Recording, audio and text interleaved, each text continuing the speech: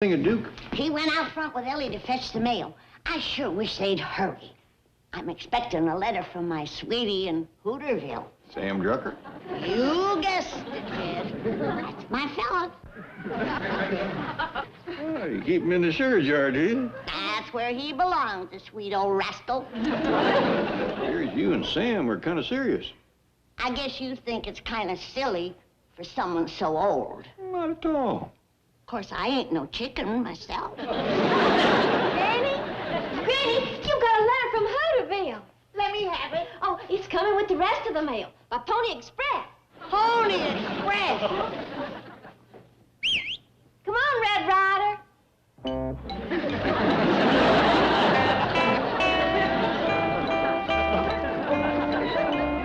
Come on, give Granny her letter. The mails ain't slow enough. I have to have an 8 for a postmaster.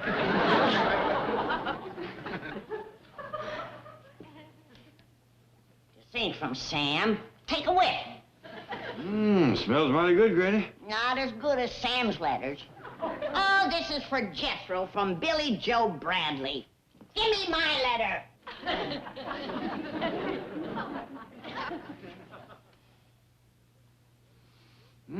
This one smells better than Billy Joe's letter. Not as good as Sam's. This one's for Jethro, too, from Bobby Joe Bradley. Hi, Jethro. Couple of letters for you. Now, listen, you little goomer. You give me my letter, or you and me is gonna play cowboy and Indian, and the Indian is gonna win.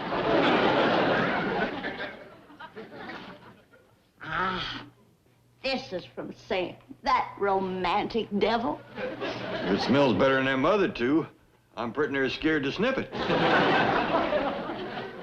Maybe you're wrong, Granny, but that smells like spare rib. Told you he was a romantic devil. The last letter was ham hocks, and the one before that was pickled pig's feet. Maybe you ought to keep Sam's picture in a lard can. Oh, Jed. Spare rib? Oh, it's gone beyond that. Well, doggy. Sow belly. The fragrance of love. He's getting serious, Jed. First it was pig's feet, then ham hocks, then spare ribs, and now sow belly. I see what you mean. He's headed up that hog straight for the heart. I best go sit down. This is bound to be a proposal. Now, Granny, before you get your hopes up too high, you reckon them fragrances could be on account of Sam writing his letters on butcher paper? Oh, no, Jed. This ain't no accident. That rascal knows what he's doing. He has done stirred up the fires that I thought was banked for good. Jethro, I'd like to be alone while I read my love letter. You think you've got a love letter? Get a whiff of these. That's kid stuff. The heck it is. Both of them beautiful Bradley girls has promised to marry me. Both of them? Yeah, they know us big Hollywood producers has always got lots of wives. Not at the same time, booby. Well, then they'll just have to take turns. I'll marry Billy Joe one day and Bobby Joe the next. Jethro marries like he eats. Can't wait for the second helping. Sit down, Jed, and I'll read you my letter. Ain't it kind of personal? Oh, you might find it a mite racy, but you're a grown man. True. If it commences to give you high blood, just raise your hand and you can leave the room. That's fair warning. Dear Granny, I hope you will come to Hooterville for Christmas, all of you. Do you hear that, Jed? He wants all of me. Takes a bit right in his teeth, don't he? Yesterday I saged my sausage, skinned my chitlins, and hung my ham. I hope you like them, sugar. Bold rascal. Called you sugar, did he? Read it for yourself. I think that goes with the next line. I hope you like them sugar cured. Read your own mail. Well, I'm just trying to help. Your fire's been banked so long he's done gone out. Slow down now. All right, you just make arrangements to get us to Hooterville, and I'll take it from there. Fair enough. I'll go talk to Mr. Drysdale. He's alone now, Sam. Lay it on the line, you saucy scalawag. Granny, are we going to Hooterville for Christmas? Yeah, honey, but don't bother me now. I think Sam's building up to a proposal. Well, is Mr. Drysdale going to take care of my critters like he done Thanksgiving? Yeah. You hear that, Fairchild? Mr. Drysdale's going to be giving you breakfast in bed again. Oh, no, he ain't. Not in my house. Oh, but Fairchild likes it. Well, I don't. Now, you let Mr. Drysdale board him over to his place and let him get his sheets all torn up with them claws. Fairchild wouldn't do that? He wouldn't, huh? Come, take a look. Look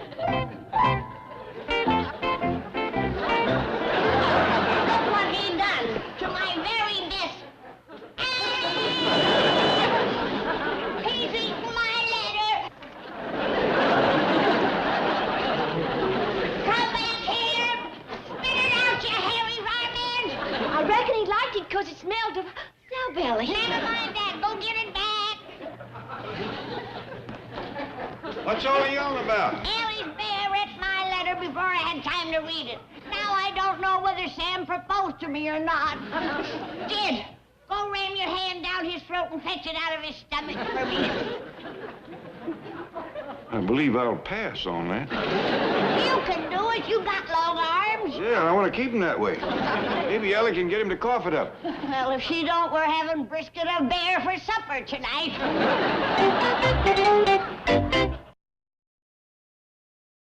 Here, Bear. Here, Fairchild.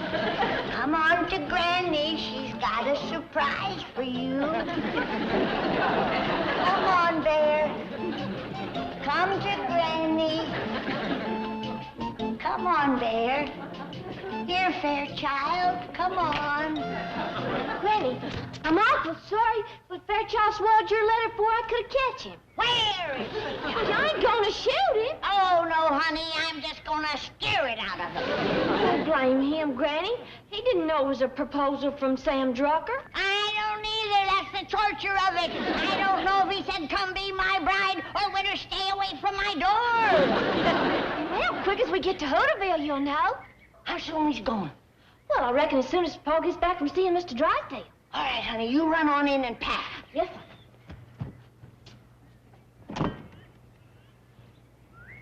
Come on, little bear. Come on to Granny.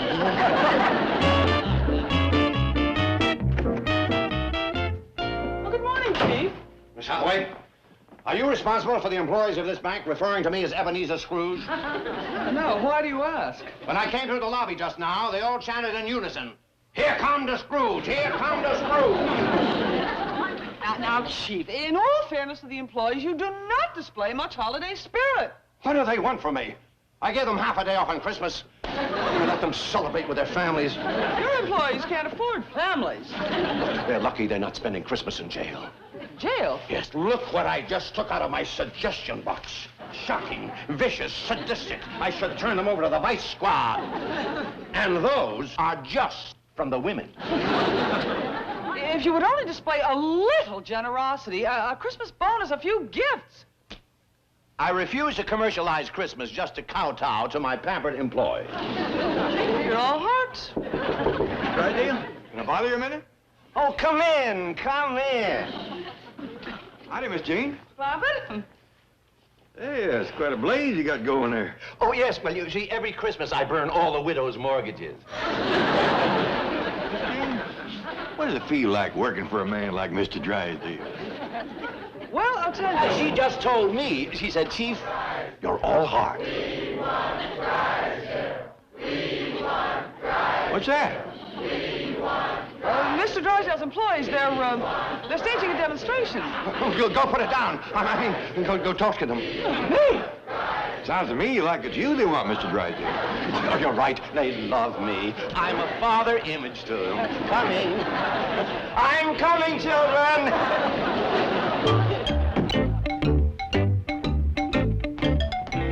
Granny, sure hope this operation ain't gonna take too long. It won't. Get my my gloves out of the sterilizer and put them on me. Sure am anxious to get to Hooterville. Me too. What else you want me to do? Fix in the patient, lay him on the operating table, and hold him down whilst I make my incision. Well, that sounds simple enough. Who's the patient? His name is Fairchild. He's out back. Okay. Hey, wait a minute. Hey, you mean Ellie's bear? That's right. I gotta remove a letter out of his stomach. I ain't gonna hold down no bear while you whittle on him. Oh, it's all right. I aim to give him a good, stiff jolt of anesthetic. I for sure ain't gonna hold down no drunk bear. Do you want to learn to be a doctor or don't you? Not like this. No, sir. Not me. No. You're a chicken intern. That's right. I'll hold a chicken for you, but not a bear. You scared of a little blood? When it's mine, yes, ma'am. All right. Set up my X-ray camera. And if we hurry, maybe I can read my letter without opening them up. Back!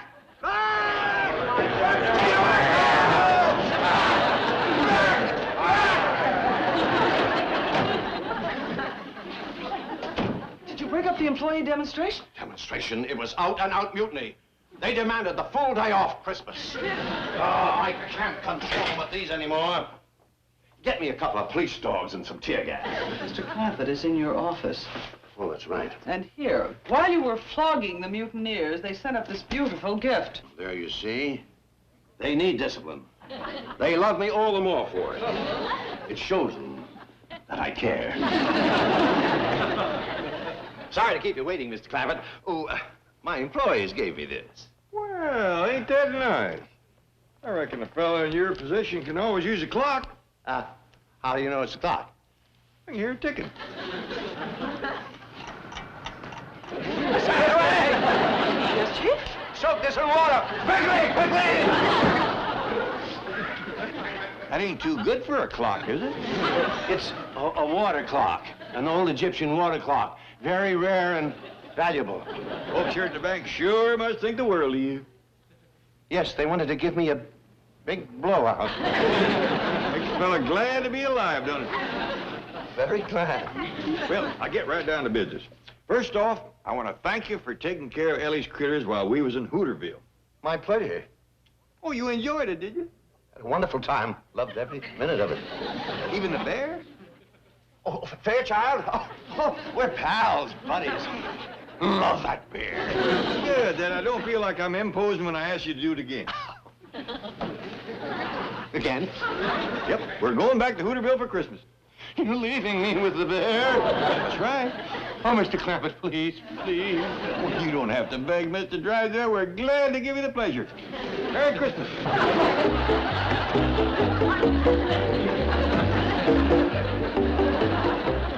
Mr. Drysdale, them employees of yours sure love you. They just sent you up another clock. Taking away to beat the band.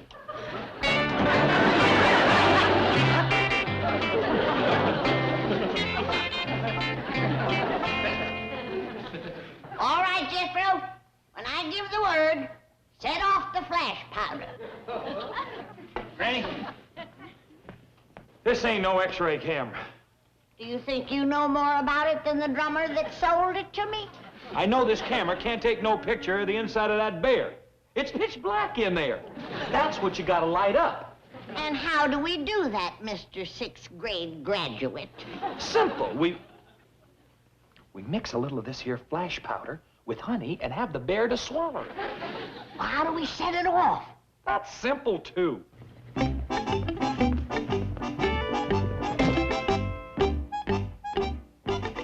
Unscrew the bulb out of the lamp. Now turn on the switch. Now there is live electricity in there. But that bear don't know that because he's a dumb animal. So? So, we put some honey in there.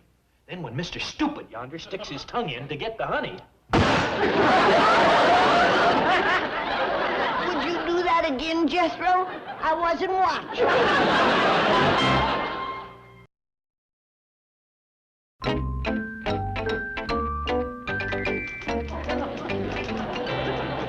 Jane? Jethro!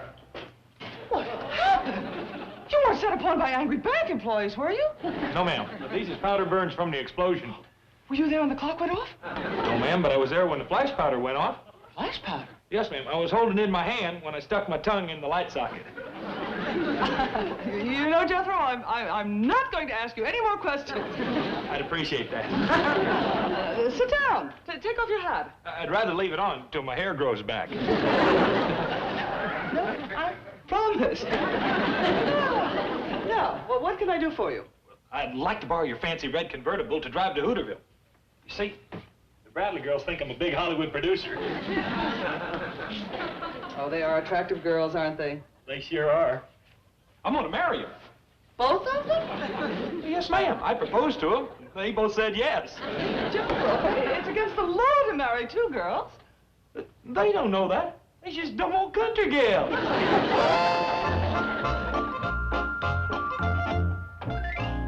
Oh, hi, Billy Joe. Bobby Joe. Good morning, Mr. Drucker. I put your postmaster cap back on. We have 2 more love letters to mail to our fiancé, Jethro.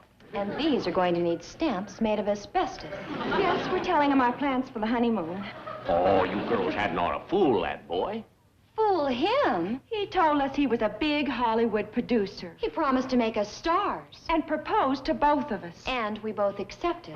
So, let's just see how he gets out of this mess. Well, I just hope you don't scare the whole Clampett family out of coming to Hooterville for Christmas. Oh, I wouldn't worry about that. Granny wouldn't miss seeing her sweetie. Oh. We know you've been writing to her. Well, nothing like this, not love letters, just newsy stuff. Fact is, I wrote them on butcher paper. Christopher Marlowe wrote some of his most passionate poetry on butcher paper. Come live with me and be my love. Oh, I bet Sam topped that. Come live with me in Hooterville, and we will all... Oh, now, doggone it, you girls, cut that out. Granny ain't got a serious thought in her head about me. He proposed. He didn't propose. He proposed. He didn't propose. He proposed. He didn't. Granny, I just talked to Mr. Drysdale. We's all set to go to Hooterville. Wait a minute, Jed. He proposed. He didn't propose. What do you know? I take it you didn't get Sam's letter back. It's driving me crazy, Jed. I don't know whether he asked me to get married or to go fishing. Yeah? Why don't you play it safe? Take a wedding dress and a bait bucket. Ain't fun. Suspense is just killing me. Well, why don't you do a little fishing on the telephone? What you mean? Call up Sam, hint around. Maybe you can find out what he wrote. Oh, that's a good idea. Now, look, girls, I don't have any more time for nonsense. Here, help yourself to stamps. Postmark those and put them in the out-of-town box. I'll get it. Drucker Store. Really? Just a minute. Oh, Sam, it's for you. It's Granny from Beverly Hills. Oh, wow, we're going to have to start writing our love letters on butcher paper. Hello? Who was that flibberty-gibbety? Oh, Sam, it's for you. Oh, that was Bobby Joe Bradley. Did you get my letter? I sure did, Sam. That was a dandy letter. Do you remember what you wrote? No. Do you remember the question you asked me? Yeah? He popped the question. Well, Sam, it was sure sweet reading it, but it would be even sweeter if I was hearing it from your own lips. Well, you mean right now? Well, here it is. Will you come to Hooterville for Christmas, all of you? That was your question? Well, one of them, yeah. Try me on another one. Well, I don't remember everything word for word. Where is the letter? You wouldn't believe me if I told you. Let me ask you a question, Sam. I'm wondering what to pack. Should I bring something old and something new and something borrowed and something blue? Oh, for the wedding. Yeah. Well, Granny, about that wedding. Listen, don't you dare tell her that we're putting Jethro on. Well, listen, Granny, we'll have to talk about that after you get here. But Sam! No, I'm awful sorry. I can't talk now. You hurry on to Hooterville, and we'll be looking for you. Bye. Sam, listen, Sam. Still don't know for sure. He mentioned a wedding, and then he started crawfishing. Granny, the sooner we get going, the sooner you'll know. I'm going to take that Sam Drucker a jar of my pickled muskrat tails. Muskrat tail. Ain't they got love powers? You betcha. He sow-bellies me, I muskrats him.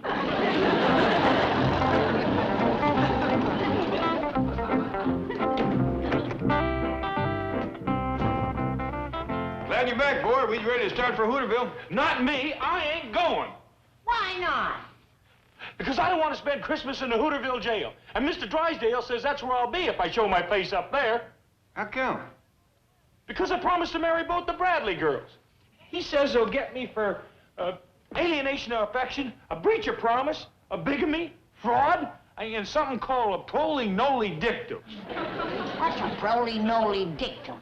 I ain't sure, but he said they could send me to the electric chair. Electric chair? Yes, sir. And once you stuck your tongue in a light socket, you don't want no part of that rascal. I think he was just green. Leave him here, Jed. I just can't wait no longer. Well, how are we going to get there if Jethro don't drive us? Oh, I'll drive you down to the bank, and Miss Jane can drive you the rest of the way. Fairchild's ready to go stay with Mr. Drysdale. Oh, you don't have to leave him there now, Ellie. Jethro's staying home. Oh, no, I ain't. The police might come looking for me here, and they ain't gonna get me for no proli-noli dictum. Noli-noli dictum? What does that mean? Nothing. I made it up. Scare the daylights out of Jethro. He won't go within 1,000 miles of Hooterville. Chief, that was terrible. It was brilliant. Sam Drucker is not luring my hillbillies to Sin City, USA. Sin City. Hooterville, the Cosby of the Corn Belt. Oh, I feel wonderful.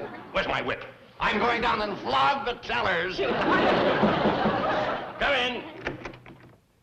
Excuse me, Mr. Drysdale. I wonder if I could ask you another little favor. Anything. The answer is yes before you even ask. Thank you. Miss Jane, would you mind driving us to Hooterville? I'd love to. Wait a minute. What about Jethro? I'm staying with you, Mr. Drysdale. I might need a lawyer. Here's your friend, Mr. Drysdale. He's just a honing and a pining to spend Christmas with you. Why, Mr. Drysdale, here's a present for you. Oh, thank you, Granny. Oh, it ain't for me. The tellers downstairs asked me to give it to you. They sure love that man. Well, let's go. Merry Christmas. Merry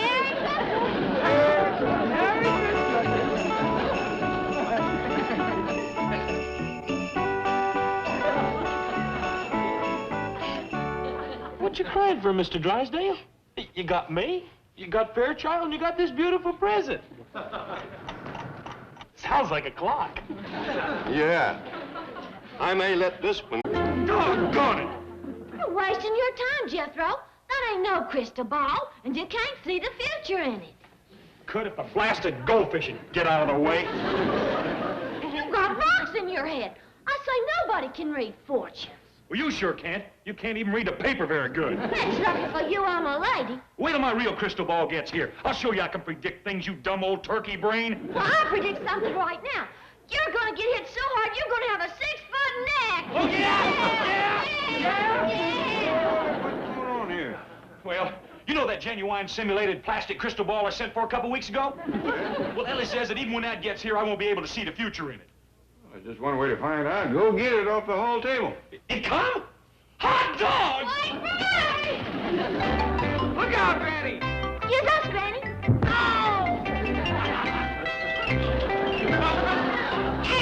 Hey, reckless young'un, stay on your own side of the hall. You all right, Granny? Of course I'm all right.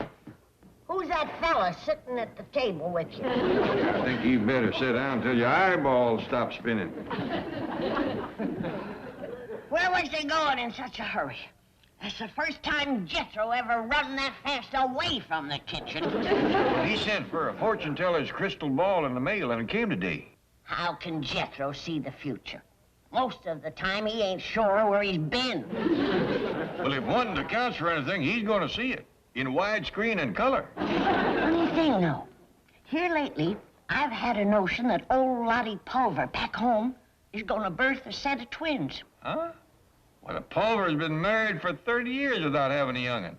Even their rabbits don't breed. I know it's silly, but I even seen what she's going to name them. Luther and Alice. Uh-huh. Where'd you see all this, in the bottom of your jug? It's here! It's here!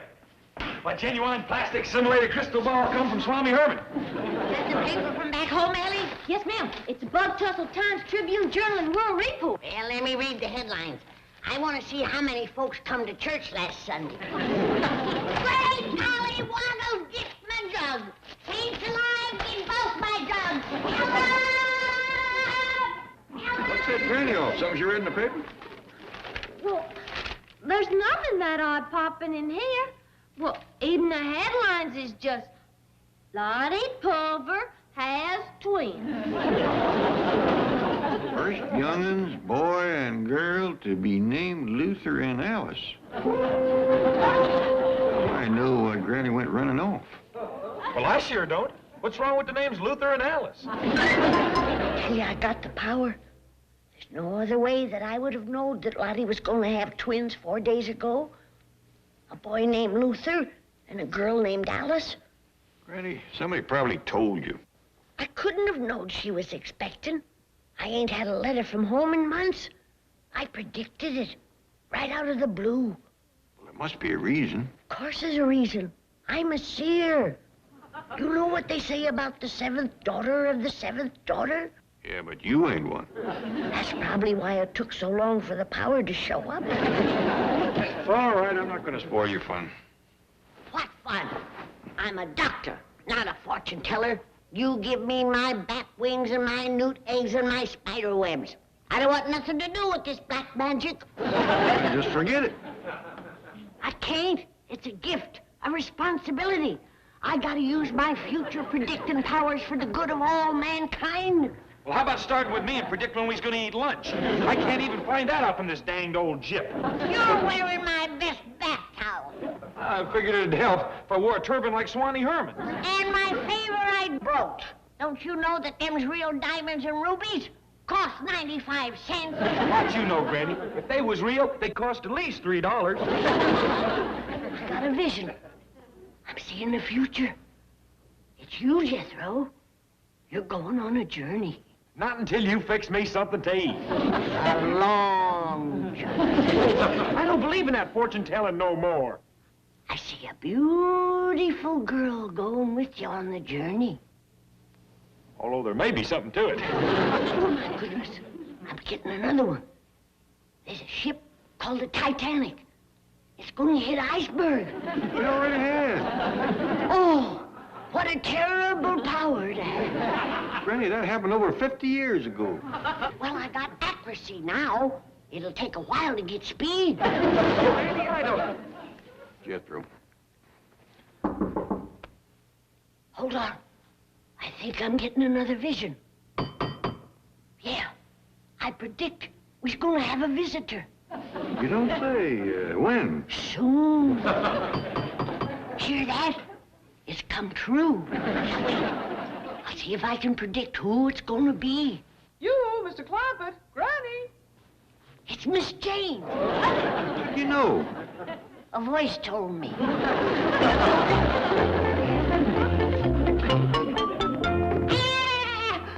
Howdy, Miss Jane. It's you. I was right. I don't understand. I've been given the gift of prophecy. I predicted that you'd be you. Granny thinks she can foresee things. She guessed some woman back home was going to have twins and what their names would be. I did not guess. It come to me. Well, then you're a prognosticator. Save your insults. I didn't ask for this power.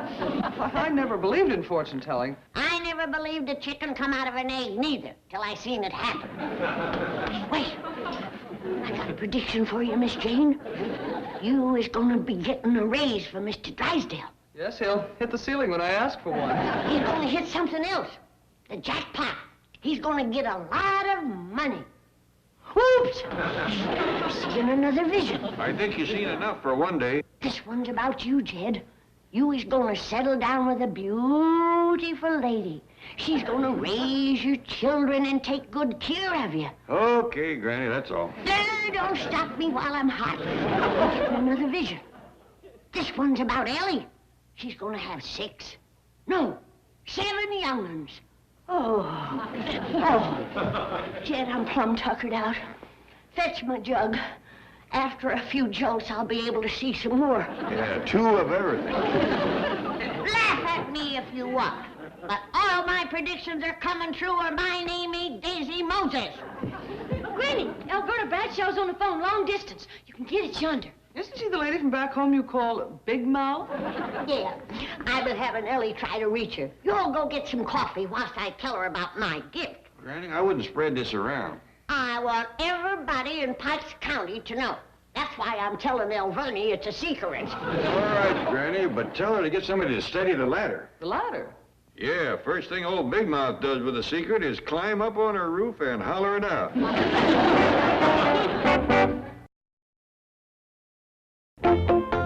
Kettle's ready. I'm hungry enough to eat anything ain't moving. Park your carcass. Granny, Ellie said you've been moping around ever since you talked to Big Mouth Bradshaw. You don't talk to her, you just listen. Are you afraid you can't make good on all your fortune telling? What fortune telling? Well, all morning you've been foreseeing everything but the end of the world. What are you talking about? I never believed in that nonsense, and I sure ain't gonna start now. Maybe you better reload and shoot that one at me again. Oh, I can't hide it no longer. Elverney had told me about Lottie Pulver gonna have twins and what they was gonna be named. She called me 3 months ago. I forgot.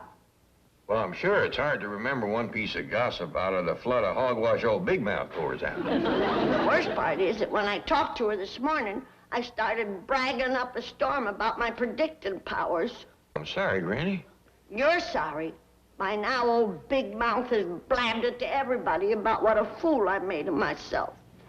Yeah, that woman shovels dirt faster than a grave digger. I can just hear her voice echoing back and forth across the valley. Granny, I hope you've learned your lesson about fortune telling. I have. And the next person who mentions it is gonna wish he had walked into a barn full of bobcats instead. Is Kettle's ready, fellow fortune teller? I've been trying to see something in this crystal ball for so long, my eyes feels permanent crossed. At least I ain't been making predictions willy-nilly like you, Granny. Boy. You not only said that I'd be taking a journey, but, let's see, that Ellie Mae was going to be having 7 young'uns, and then there was a prediction for Uncle Jed, and Mr. Drysdale and Miss Jane. Well, you was spitting them out like watermelon seeds. What was that noise? Somebody dropped something?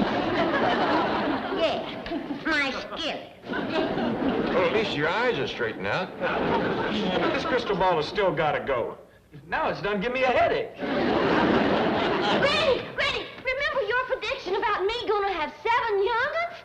We ain't talking about that no more. Well, now Granny can be happy again because it's come true. What? I'm a mother. Oh, praise be the patter of little feet about the house.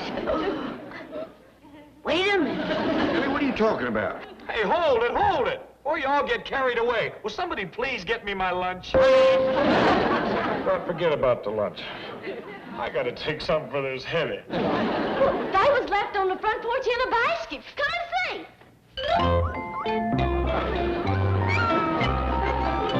Well, Ellie, Summer must have heard about all your critters, because you sure got you some foundlings. Oh, no, sir, I think they's hound dogs. Jed, do you realize what this means? Yeah, it means now we got pretty near 30 dogs on the place. No, I'm a seer. I really predicted these, for sure. You said Ellie was going to have 7 young'uns. Well, they's young, and there's 7 of them. Yeah, that's true. I have got powers. I gotta call Miss Jane. Then I'm gonna call Big Mouth Bradshaw and get her to holler a retraction. Chief, the strangest thing just took place at the Clampetts. At the Clampetts, what else can you expect? No, this... Wait.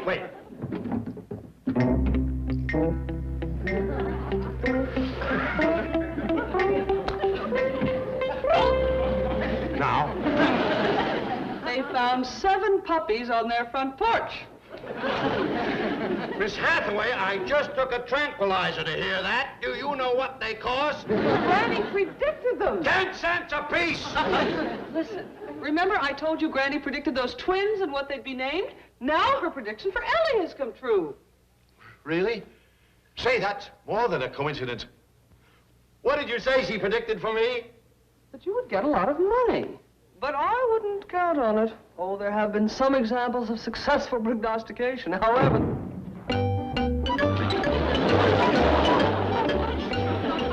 Chief? Works fine, Pa. Way they're eating, they remind me of 7 little Jethros. How's my darling little puppies doing? Are they getting enough to eat? Well, yes'm, Granny. Pa made him this here contraption. Sort of a makeshift mama. I take good care of them. They's proof of my powers. Did you tell Elverna Bradshaw about him yet, Granny? No, her line was busy. And I don't have to be a fortune teller to know what she's talking about. Me. Well, you get through to her. She's got to stop blabbing long enough to put some food in her mouth. Not Elverna. She stays on the phone and takes her meals what you call intravenously. Should I try again, Granny? No, I will. And wait till I tell her about me predicting them little rascals. Her tongue will be sticking out like a pump handle. Better give that little fellow on the end there some more milk. Why, dassem, Granny. The fellow at the pet shop told me to... Ellie, you mean you went out to the pet shop to get them pups to leave on the front porch?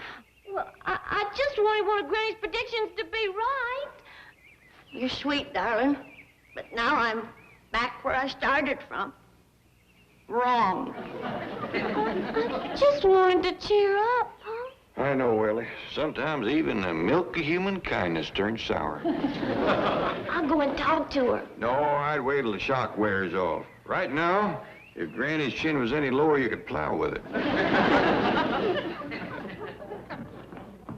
Hey, I'm finally getting a vision in my crystal ball. It looks like Granny. Yes, Ro. It talks, too. And kicks, too. Boy, that's realism. Be a big dodo. Doggone, I thought I was finally seeing something. I can't make no prediction with this thing. You're better off. If you ain't made any, you don't have to worry about them coming true. Well, that don't worry me. If I could just come up with a prediction, I'd make it happen. Huh? Who know the difference? Nobody. But don't you go to fixing no phony fortunes. Oh, I won't, Granny. I'm gonna be the only phony fortune fixer in this house.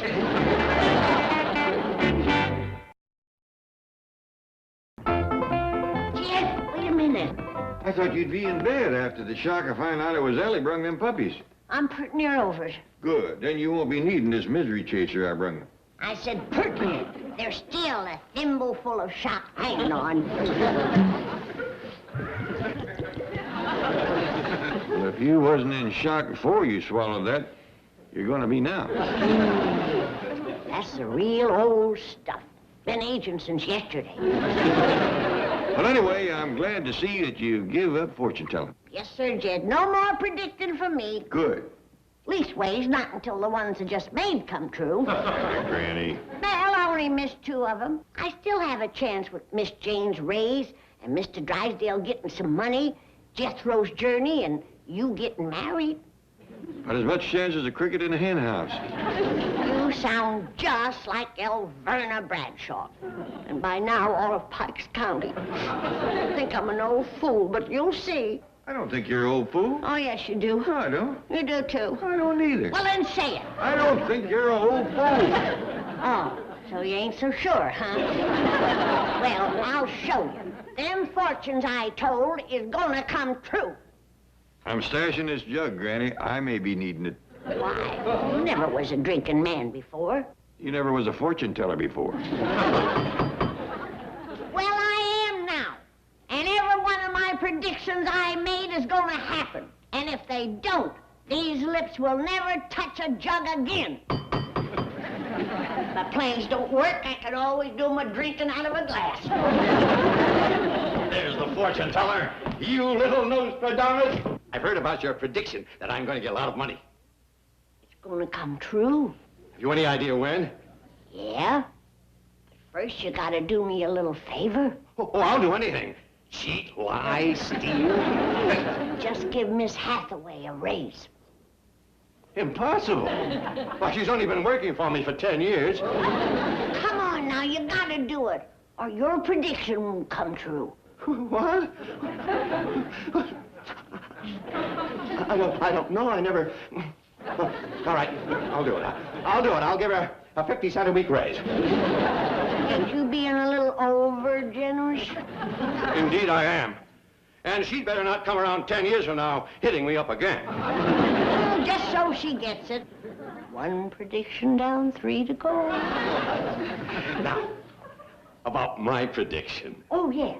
I said you was going to get a lot of money, and Granny is never wrong. Here's $5. That's all I got. 2 down and 2 to go. This is all I get from the prediction, a lousy $5? I only guarantee results, not satisfaction. Granny, I won't take this. I was supposed to get a lot of money. That is a lot of money. Why, back home with $5, you can buy enough land to live off of and enough moonshine to make living worthwhile. If you want that prediction to come true, just give me the name of some good common stock. You mean like pigs? A business stock, one that's going to go up in price. Well, how do I do that? Well, just pick one out of the stock exchange listing. With your ability to see the future, I'll make a killing. Yeah, and I'm afraid it's going to be me.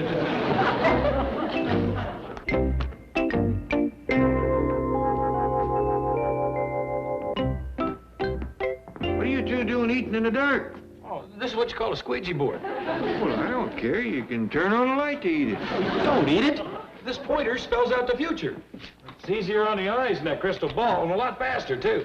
Who says? We've been sitting here for 20 minutes now, and then I ain't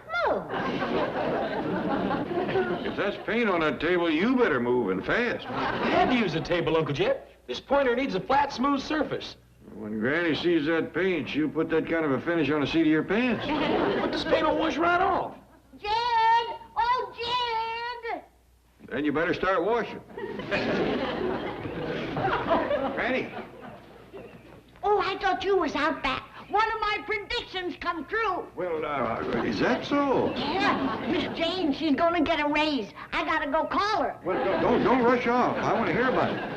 Well, I talked to Mr. Drysdale, and his prediction is gonna come true. I told him about a business stock to buy, and he says it looks like a dandy. Well, Jed, if you want to dance, ask me like a gentleman. I want to hear about the stock. How's you going to make money on it? It's simple. You buy it now, and when it goes up in price, you sell it for a profit. Well, what if instead of going up in price, it goes down? It can do that? Well, you tell me. I better go warn Mr. Drysdale. I don't think he knows. Well, Granny, wait. Jed, this is no time for dancing. There's a prediction at stake. Besides, maybe it's 'cause we're on the grass. But your waltzing is sure going downhill. Paint all over my table. Where's my hickory switches? I'll clip the bark off and both of you. That paint don't come off. I told you to bring the watercolor. Well, it was watercolor. It's blue, ain't it? Get on the truck and drive till I get Granny cooled off. Hey, thanks, Uncle Jed. I'll never forget you for this. Here they go. They're taking a little trip. Why, I'll be... Jed, that's my prophecy. It's come true. I predicted that Jethro and a beautiful girl would be going on a journey. But you said a long journey. I told him just to drive around till you cool off. That'll be a long journey, believe me. Halfway. Congratulate the Wizard of Wall Street. Also known as the boob of Beverly Drive. Your broker called and told me you had bought 10,000 shares of Dynaspeed Transport Company. Right. Granny selected it for me.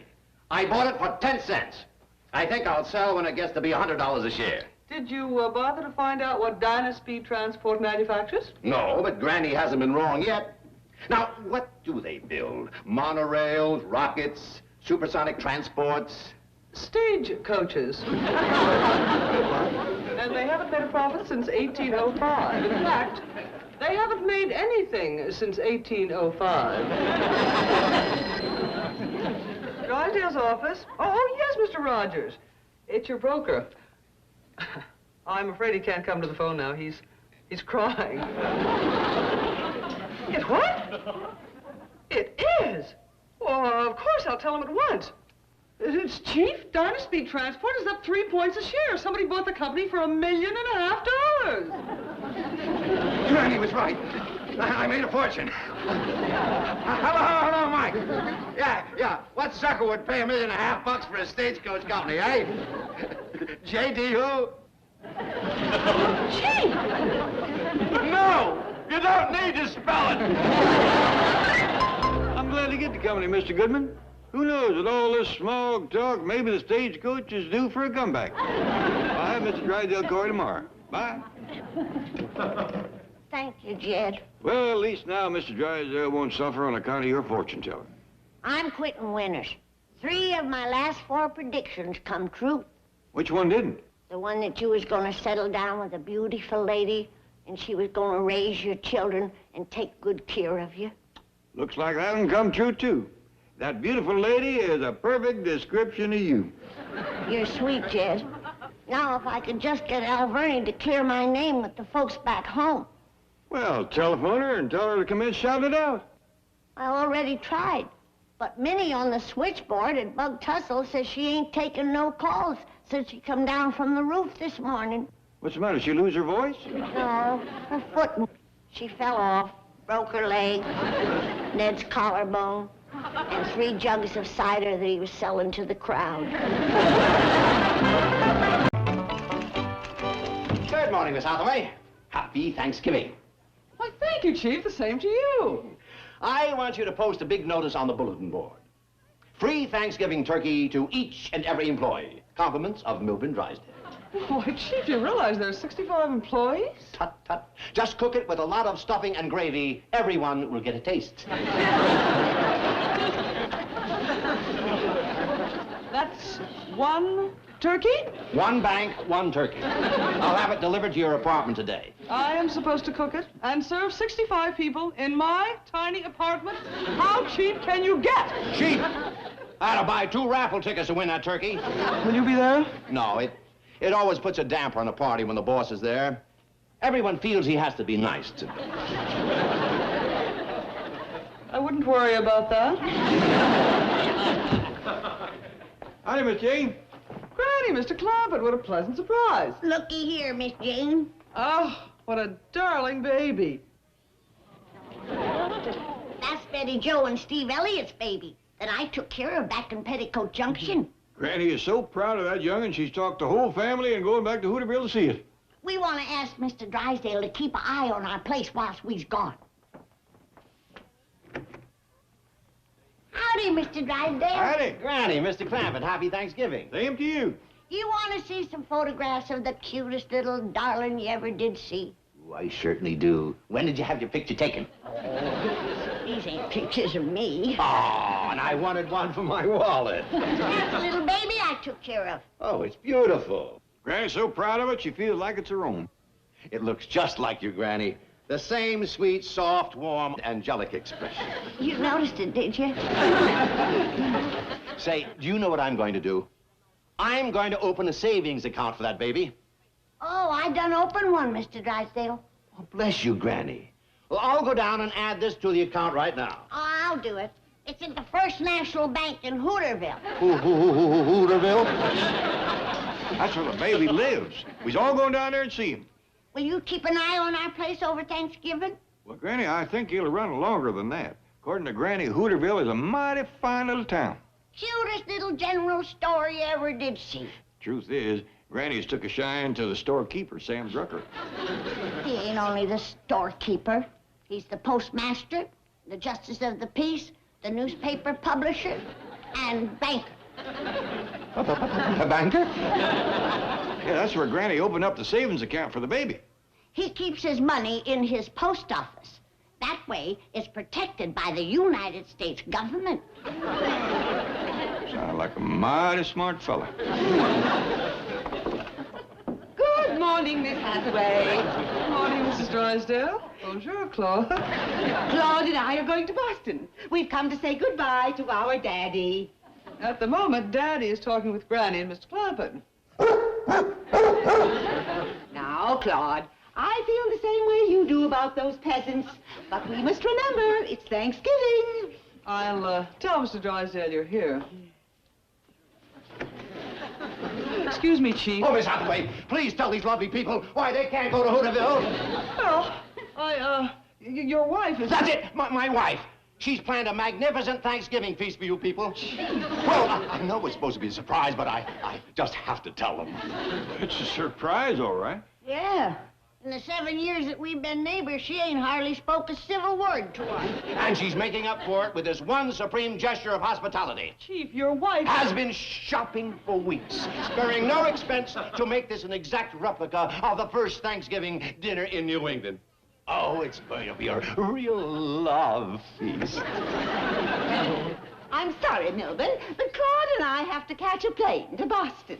How do you like that? She's going all the way to Boston to personally select the oysters for the dressing. Margaret, you're a fussy shopper, but I love you. Goodbye. I'll be back in 2 weeks. 2 weeks? She is a fussy shopper. Let go of me. Miss Drysdale, you forgot this, whatever it is. Darling, come to Mother. If you ain't coming back for 2 weeks, I think we'll go to Hooterville. As far as I'm concerned, you can go... Hooterville! Goodbye, Claude. Goodbye. How about me forgetting that Margaret's family celebrate Thanksgiving 2 weeks later than other people? Well, I'll just get my pictures and say goodbye to Miss Jane, and then we'll be on our way to see the baby.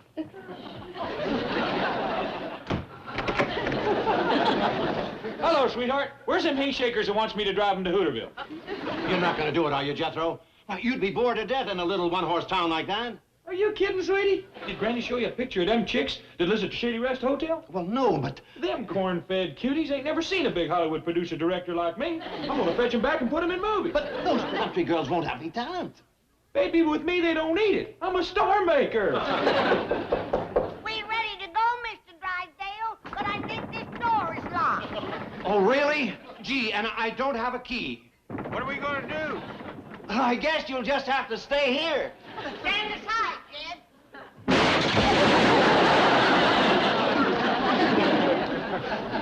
Sorry about the door, Mr. Drysdale.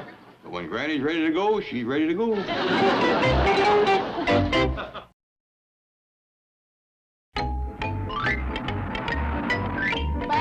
Faster! We've got to stop them. Oh, Chief, come to your senses. Let the Clampetts go to Hooterville for Thanksgiving. And Thanksgiving will go into Christmas, Christmas into New Year's, then comes D-Day.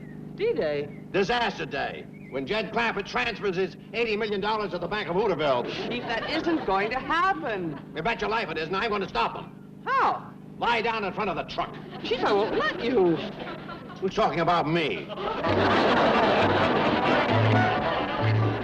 Come on, Ellie, we're all ready with you.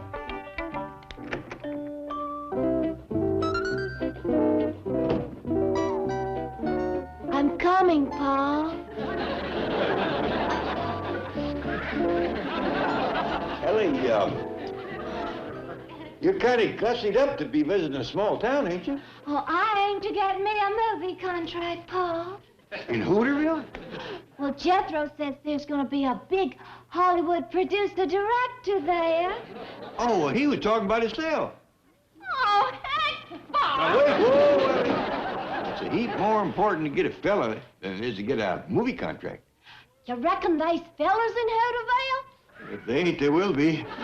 How you gonna keep them down on the farm after they've seen you? Oh, I'm gonna fetch Granny and Jethro, and then we'll be on our way.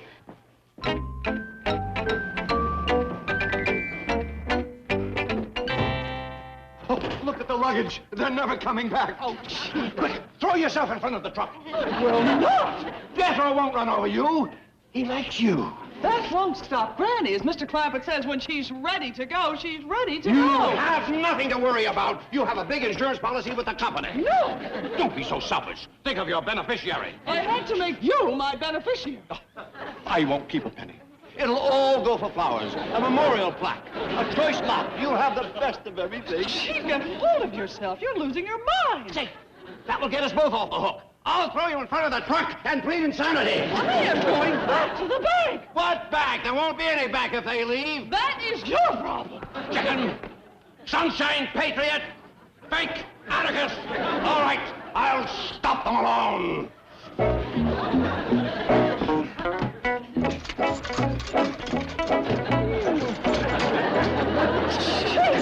Mr. Clampett won't hold still for this. He'll hold still. Where's he going on? This truck. You'll never get away with it. I will if you don't rat on me. I called Drucker's store and told Sam we was on our way. Good. Let's roll, sweethearts. I whipped up a fresh batch of my miracle medicine for the baby.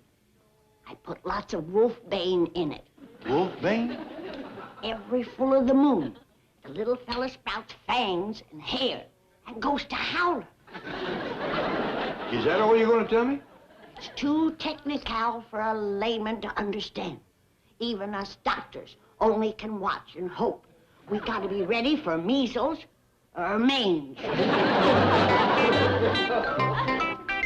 Miss Jane. What are you doing, Jethro? Oh, Miss Jane said some vandals stripped our truck. So, she's going to let us drive her car to Hooterville. Oh, thank you. I wouldn't let nothing stop me from seeing that baby. I know. Let's hit the road, lovers. Want to come along, Miss Jane? Oh, I'm afraid I can't. Well, I hope you ain't going to be spending Thanksgiving alone. No, I'm not. I do appreciate it, Miss Jane. Gives me real class. My pleasure, Jethro. You know, a handsome Hollywood producer can't be seen driving an old wreck through town. You're right. Quick as I get to Hooterville, I'll have her ducked down out of sight.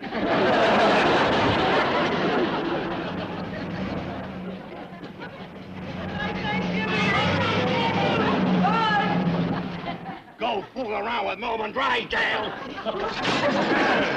Let's see him get to Hooterville now, eh? Let's see him get there.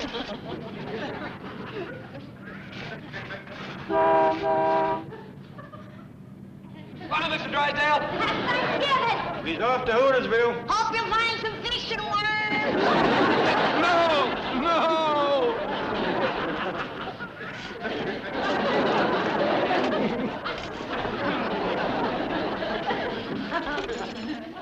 What are you doing, Chief? Oh, you traitor! Help start putting that truck back together. For? It's the only way of catching him. Margaret's got my car. Sorry, Chief, I have to get my Thanksgiving turkey cooked. You help me or your goose is cooked.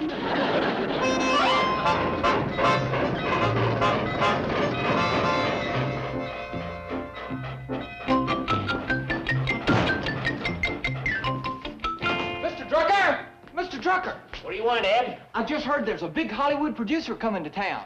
Oh, yeah, Mr. Jethro Bodine. He phoned me from Pixley, wants me to line up some talent for him to look at.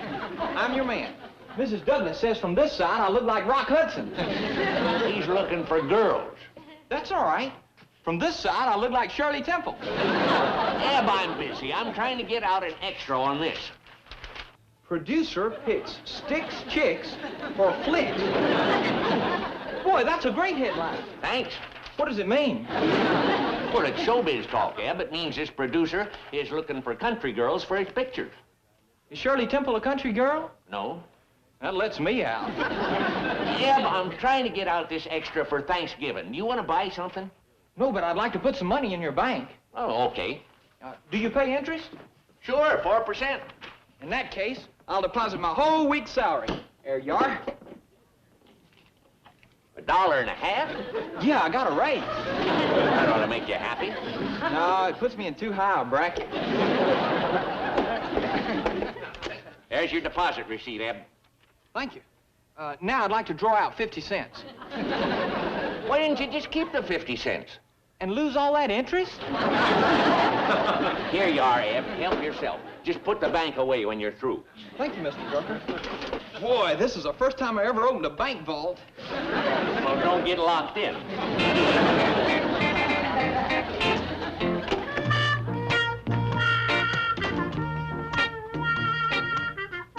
Hey, I'll bet you're that big Hollywood producer. That's right, sweetheart. Sweetheart? Oh, you're looking at my Shirley Temple side.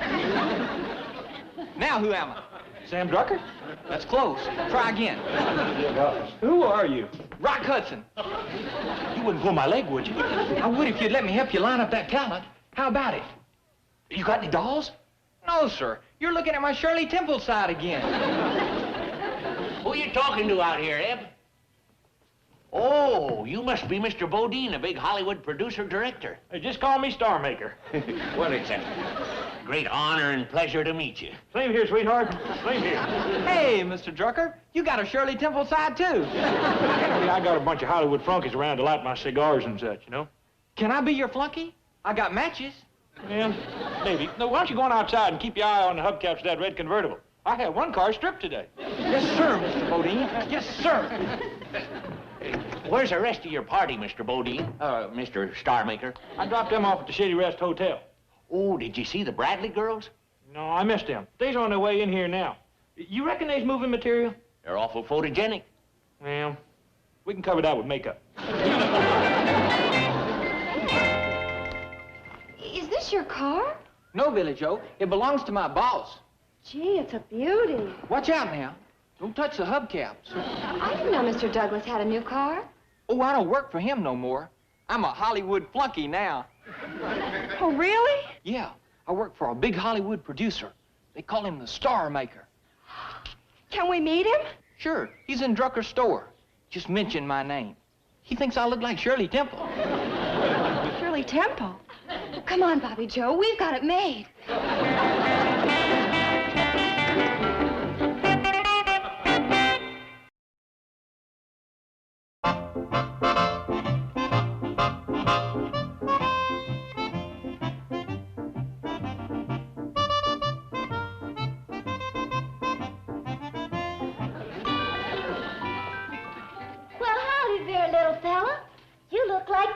The hotel today. That turkey is looking real good. I hope Billy and Bobby hurries home with the trimmings. Jethro said he'd fetch him in the car. I'll have Ellie come in setting the table. You're awful cute. I reckon you're just about the cutest fella I ever did see. Our prayers is answered. Sounds like she's found a boy, all right. How about it if I help you run this hotel? It's Uncle Joe. He's out in the kitchen. Oh, that's right. I like you. I'm gonna give you a great big hug. I want a kiss. Ellie's doing her part. That was real sweet. I'd like to take you home with me. Go, Ellie, go. Here, let me brush the hair out of your eyes so you can see. Brush the hair out of his eyes. Must be a hippie. You know something? I think maybe you got fleas. Okay, he's a hippie, all right. Well, how bad can a Hooterville hippie be? Don't you worry, darling. I'll get into my old clothes and give you a bath. Not before the wedding, you don't. Handle this, Granny. As her paw, it's my place. Hey, Granny, turkey's done. In fact, it's so tender this piece of white meat fell right off my hand. Stay out of the kitchen, you turkey buzzard. Darned if you ain't as bad as Jethro. Oh, so that's who you was talking to. Yes, sir, Pa. Ain't he cute? He ain't exactly the way I pictured him, but he's cute, all right. I'll go give him his bath. Oh, Ellie Mae, company will be here any minute. Leave your pretty dress on. You're liable to sit at the table next to a good-looking young single fella. Right, Mr. Carson? Mr. Clampett, I'll be honest with you. Single, yes. Good looking, yes. But I'm crowding middle age. Run along, Ellie. I want to talk to you about a very interesting business merger. We'll take my brains and your money, and we'll merge them. Well, that sounds interesting. Not that I ain't successful already. Fact is, I'm the local tycoon. I got my own airline, hotel, sort of the Howard Hughes of Hooterville. Who's Howard Hughes? Oh, he's sort of the Joe Carson of Las Vegas. Oh, I see. And with my connections and know-how, I can take your $80 million, and I can run it into a fortune. Well, that sounds pretty good, Mr. Carson, but there is a banker in Beverly Hills that handles all my business. Oh, that's too bad. I could have made you a rich man. She's ready to go. Now all I have to do is put the engine back together.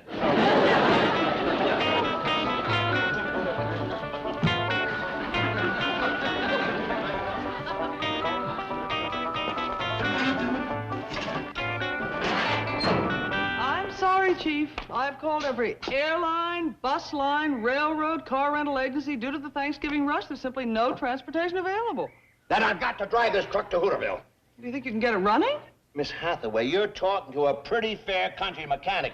When I was in the service, I spent a lot of time in the motor pool. Well, good luck. Now, if I could just pull one more thing out of this engine. Here, grab my shoulders and yank. What are you trying to pull out? My finger, it's stuck in this hole.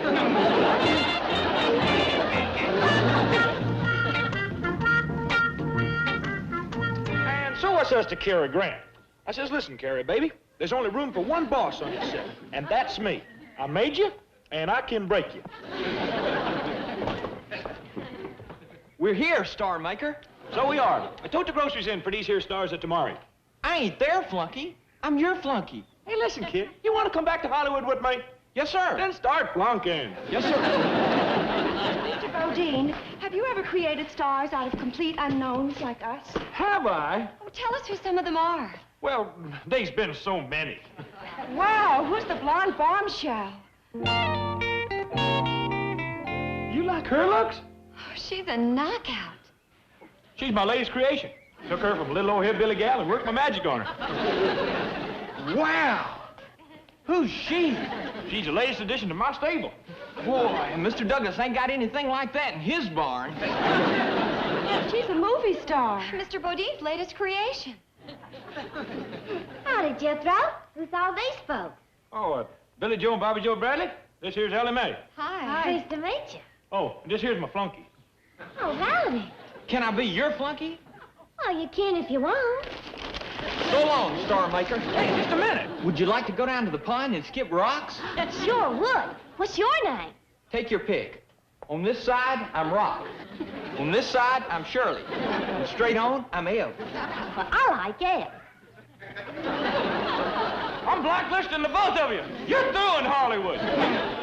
Oh, me. That's the heartbreak of this business. I laid the world at her feet, and she done stepped on my fingers. Shame. Well, here's your chance. I need somebody to fill her shoes. But there are two of us. That's all right. She got big feet. Jethro, get them groceries to the kitchen. The train's coming in with all the people. Careful, Granny. You're talking to a star maker. You get a move on or I'll make stars for you. There's another one that's going to be blacklisted. Is she in the movies? Not anymore, she ain't. I was going to make a picture with her called Tugboat Granny. But she done asked the wrong producer.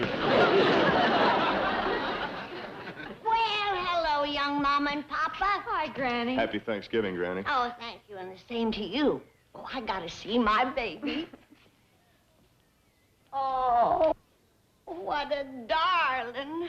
Did you get the pictures we sent? Honey, they is the talk of Beverly Hills. Everybody thinks the baby looks just like me. The same angelic expression. That's it. Oh, well, you run along now. I see Ellie coming with her new beau. Okay. Granny, this here's Zeb. Howdy, Granny. Hello, sweetheart. I gotta stop showing my Shirley Temple side. I see you got the hair out of his eyes. What? Where you two been? Oh, down to the pond. Didn't your paw stop you? No money. Then you got to get married straight off. That suits me. Boy, I like these fast Hollywood romances. Granny. Oh, run along now. I see my beau coming. Hello, Granny. Hello, Sam. Brought you some Red Hots. Ooh, and I'm gonna have some right now. They make my lips red and rosy. What a beautiful girl. I ain't even done my lips yet. Mr. Clampett, will you say grace? I'd be proud to. Lord, you've all got lots to be thankful for this day. You've seen fit to bless Betty Jo and Steve with a fine, healthy baby. You've blessed this valley with a fine lady doctor.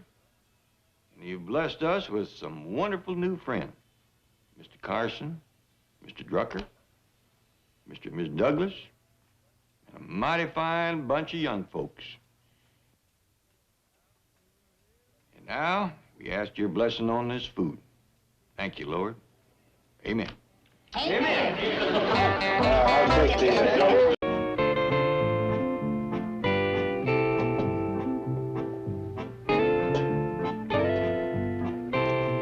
Paul, come to the kitchen. I cooked some fiddles for you.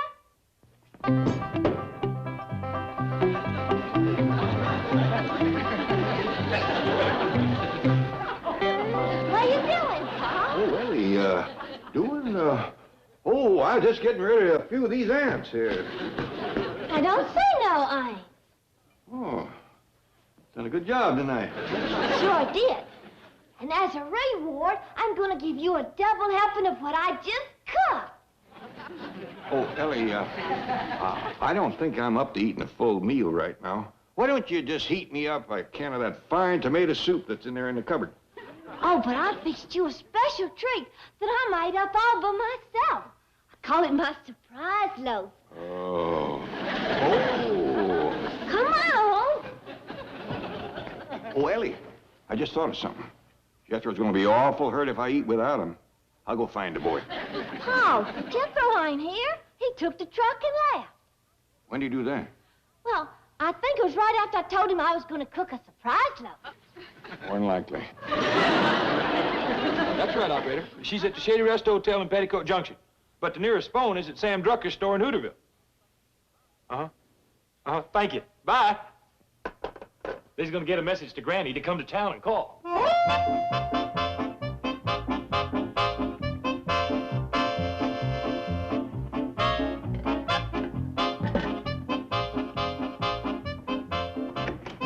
Hi, Granny. Howdy, Mr. Drucker. Did you send for me? Well, yeah, Granny. How'd you get here so fast? I run. It's only 6 miles. Why didn't you catch the train? I did. I caught it and I passed it.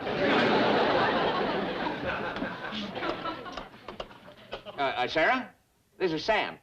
Sarah, Granny's here now, so you can get a hold of that Beverly Hills operator and have her call us back, huh? Thanks, Sarah. Well, Granny, how's Betty Jo's baby? Oh, just fine and dandy. Now. Now? Was something wrong? Something wrong. Mr. Drucker, what I done for that baby is a miracle. A medical miracle. What was wrong? What did you do? Oh, sorry, I can't tell you. That would be violating the confidence betwixt the patient and the doctor. Oh. I wish I could tell you, but me being a physician, my lips are sealed. You understand? Oh, of course. But it was one doozy of a miracle. Now, if you was another doctor, I could tell you. Have you ever been a doctor? No. Ever been a patient? Oh, yeah. Oh! Well, then I won't be violating the confidence betwixt the doctor and the patient. Mr. Drucker, in all my 60 years of doctoring, I have never been so shook up as I was the first time I peeked into that crib and saw Betty Jo's baby. It looked for all the world like an Airedale puppy.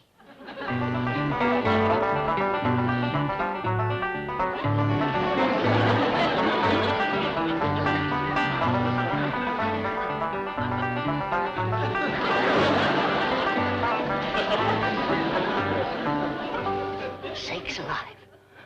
And I thought Jethro was an ugly baby. You say it looked like an Airedale puppy? And not even the pick of the litter. But I brought it back to normal with my miracle medicine. Say, Granny, as I remember, you left your spectacles in Andy Partner's jitney, so it just could be... Do you think I need these? I got eyes like a hawk. I only use them for professional reasons. Folks don't trust a young-looking doctor. I'll bet that's your call from Beverly Hills. I'll get it. Hello? Granny? Yeah, this is Granny. Who's talking? This is Sam Drucker, but... It ain't neither. Sam Drucker's right here with me. Your other phone's ringing. Thanks, I'll get it. Hello? Hello? Hello? Oh, yeah, right here, Sarah. Granny, it's your call from Beverly Hills. Well, you take this phone and tell that smart aleck that it's against the law to play pranks on doctors and firemen. I'll do that. Hello? Hello, Granny? This here's Jethro. Speak up, boy. We got a bad connection. Oh, no, you don't. Now, I got strict orders from Sam not to let you loose in the store. Now, come here. Come on. Last time you went through a whole sack of dog biscuits, remember? Hello? Hello, Granny? Oh, thank you. That's a better connection. Hi, Sam. Granny? Well, if it isn't a proud father. Say, did those things come in that we ordered for the baby? Yeah, they're in the back. How's Betty Jo? Oh, she's fine. The baby had a bad night. Oh? Yeah, started howling about 3 this morning, kept it up till dawn.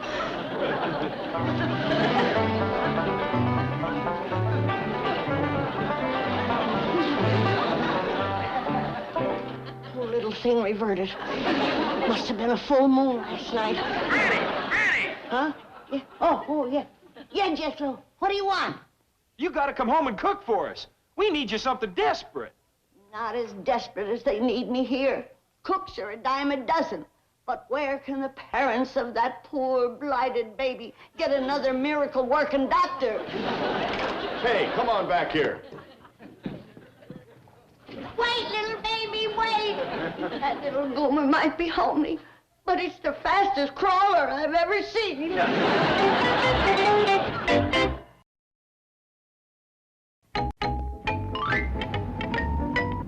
Now, here's what I want in the telegram.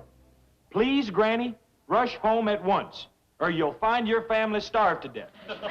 Or even worse. And sign that Jed Clampett. Thank you.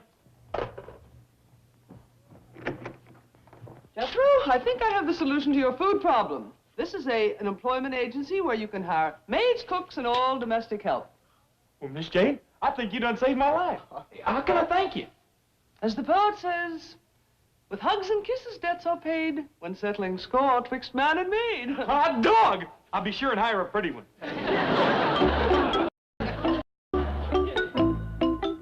How? How come you're taking so long to eat that tomato soup?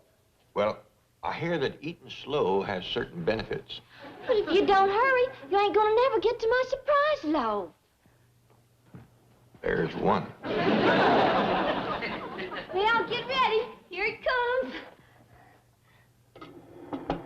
Well, doggy. So that's your surprise loaf. Yes, sir. Made it especially for you. How about that? Well, go ahead. It's waiting for you. So it is. Innocent looking.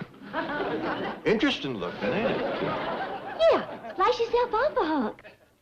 All right.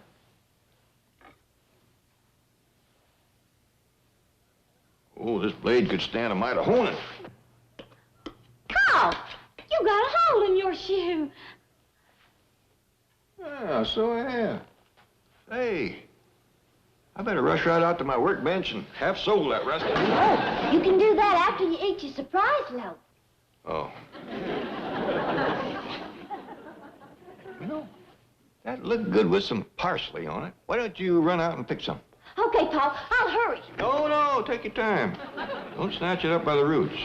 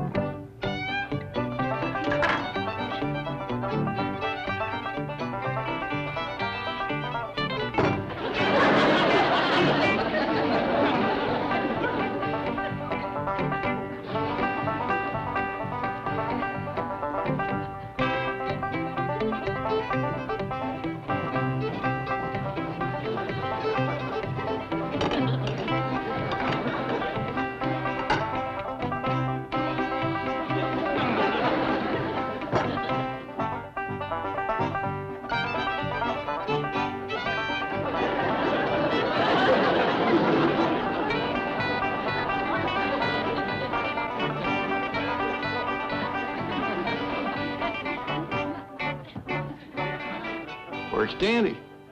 That's what you call real soul food. Jed! Uncle Jed! Out here in the kitchen, Jethro. Uncle Jed, have I got a surprise? I don't think I can stand another one today. Well, wait till you see her. Her? Miss Jane sent me to an employment agency, so I hired us an imported cook, direct from Italy. Well, fetch her in, boy. She don't speak much English, but I done learned Italian. Just today? Well, yeah, you got to remember, this is the brain of a 6th grader. Now watch. I'm going to call her in genuine Italian. A bambina, a bringing yourself to the kitchen. But that's Italian for kitchen. You tell. Pick up them 4 languages just like that. Ain't she something?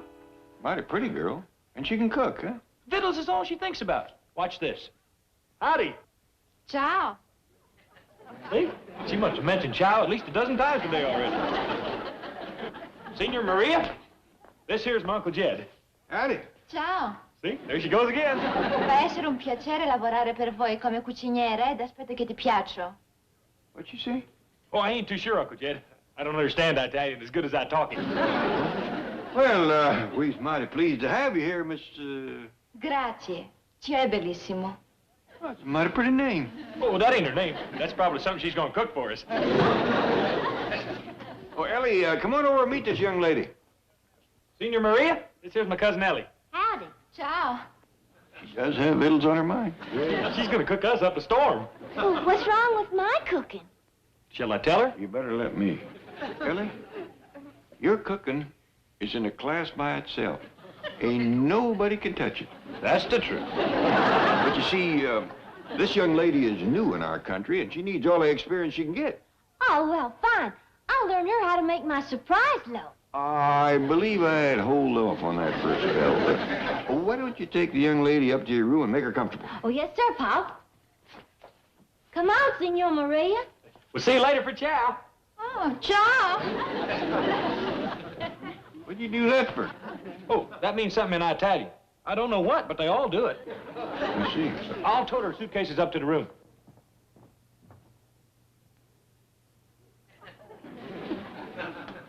Wonder what I just said.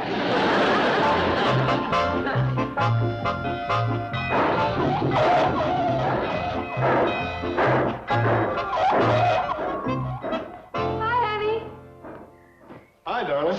Got the new nursing bottles. How's the baby? Sleeping, thank goodness. Oh, hello, boy. Honey, I wouldn't hold him. I think he's got fleas again. Really? Yeah. Well, there's still some of that insect repellent that Granny brewed up. Oh, yeah, what she calls her miracle medicine. Come on, boy, let's give Granny's cure another try. Need some help? No. You sit right here. You had a rough night.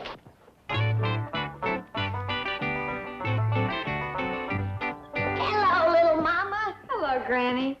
I heard that you had a bad night last night. Yes, we did. I think it was colic. Did you say colic or collie? Colic. Did your husband get home with the little fellow yet? Yes, weren't you with them on the train? No, I cut through the woods to look for some roots and some yarbs.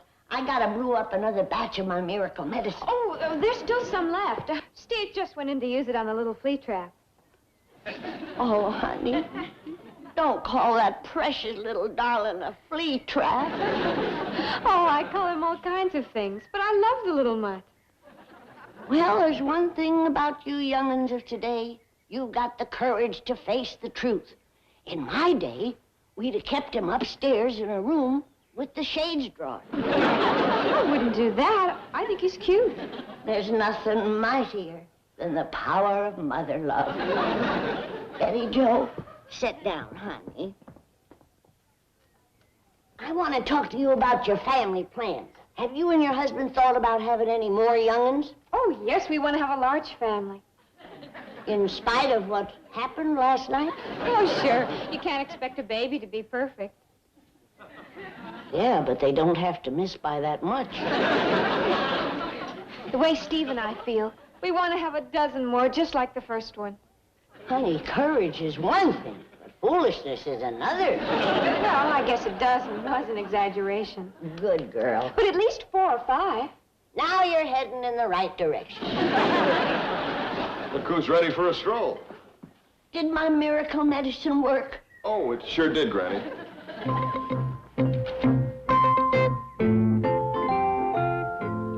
I done it again. I mean, you done it again.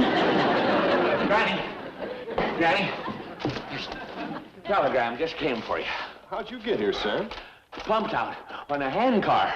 Come on, Sam, we's pumping back in. Oh, what's the matter? My family's starving. Take care of the baby. If it barks, give it a bone. I'll be back come the next full moon. Do you understand what she was talking about? Not a word. But you have to admit there hasn't been a dull moment since she came to visit. Yeah. Someday we ought to visit her planet.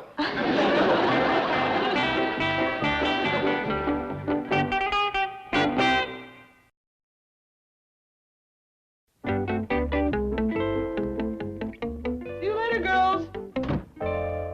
You can put that silly-looking hat back on your head. You're fired. What for? For leaving your desk during your lunch break. But, Chief, Where were you? having lunch. That's no excuse. Fine thing. You gorge yourself while my largest depositor starves. Jed Clampett? If that magnificent multimillionaire loses so much as 1 ounce, you'll spend 30 days in the vault counting nickels. Chief. With the lights out. I had to handle this emergency all alone. What emergency? Granny called here. She said she had to get home from Hooterville right away. Now, you know where Hooterville is? No? Neither does anyone else. Oh, I had to move heaven and earth to arrange transportation for that little woman. She's traveling by handcar, horseback, motorcycle, and a crop dusting plane out of the Napa-Sonoma Valley.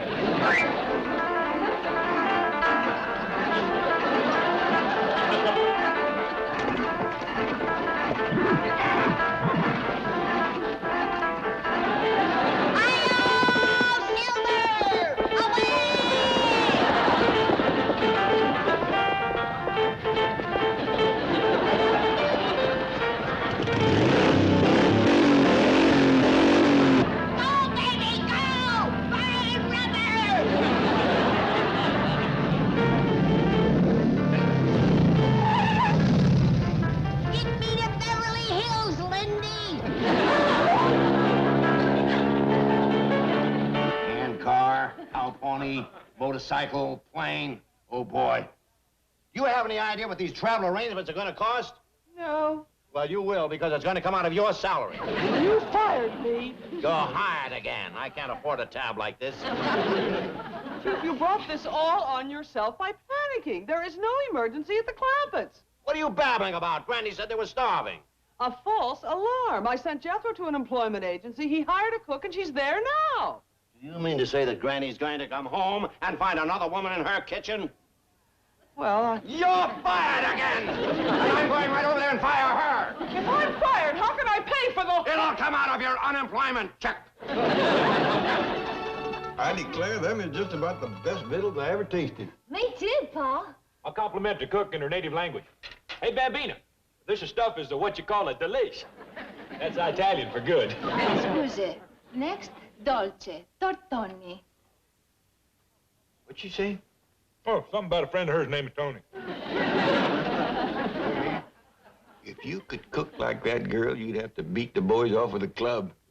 Now, Pa, I'm going to ask her to learn me how to make that vegetable soup. That stringy stuff with the red gravy was right tasty. Boy, you two a couple of roots. That there soup is what you call minestrone. And the stringy stuff is what us Italians call spaghetti. You Italian now? I told her I was. See, I aims to marry her. Italians is kind of clannish. Listen, young lady, you pack your things and you get over to my house. Mister lei non capisco. Italiana. Sì? Oh, bene, bene, signorina. Benvenuto. Mi piace mangiare italiano. Chicken cacciatore. Ah, Joe è bellissimo. Tante grazie. Lei è molto amabile. Piacere. Ah, spaghettini alla marinara. Ah, molti belli. Sta comodi per mangiare. Grazie.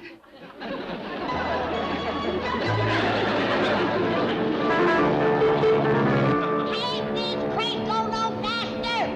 I got a family down there starving to death. We're over Beverly Hills now, land at the nearest airfield. Ain't no time for that. I see the house down there. Thanks for the lift, Lindy.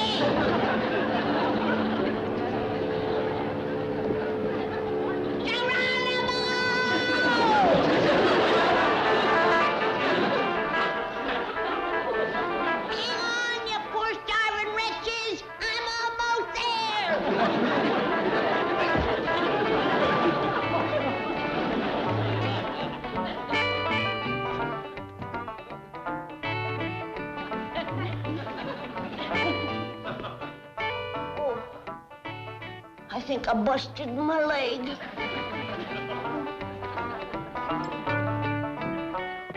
I can't let that stop me now. I gotta save my kinfolks. They's likely wasted away to skin and bones by now.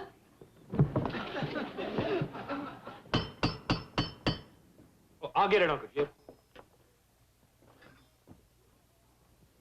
Poor starving devils.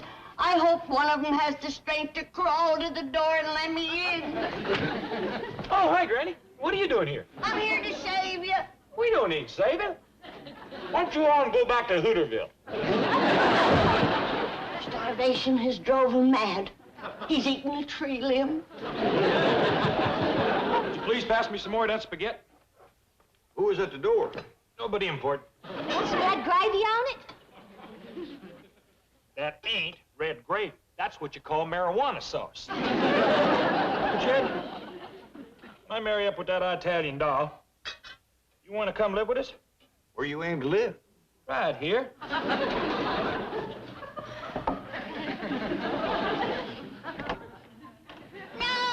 Jethro! Don't eat that boiled string! How'd you get here? What is all this? My parachute. Just tote me to the kitchen and prop me up to the stove and I'll save you. You hunger-starved wretches. We ain't hungry. We've been living high on the spaghetti. Well, what'd you send me that telegram for? Saying you were starving? I didn't send you no telegram. I sent it, Granny. Signed Uncle Jed's name to it so you'd pay attention. Why, you miserable walking gizzard.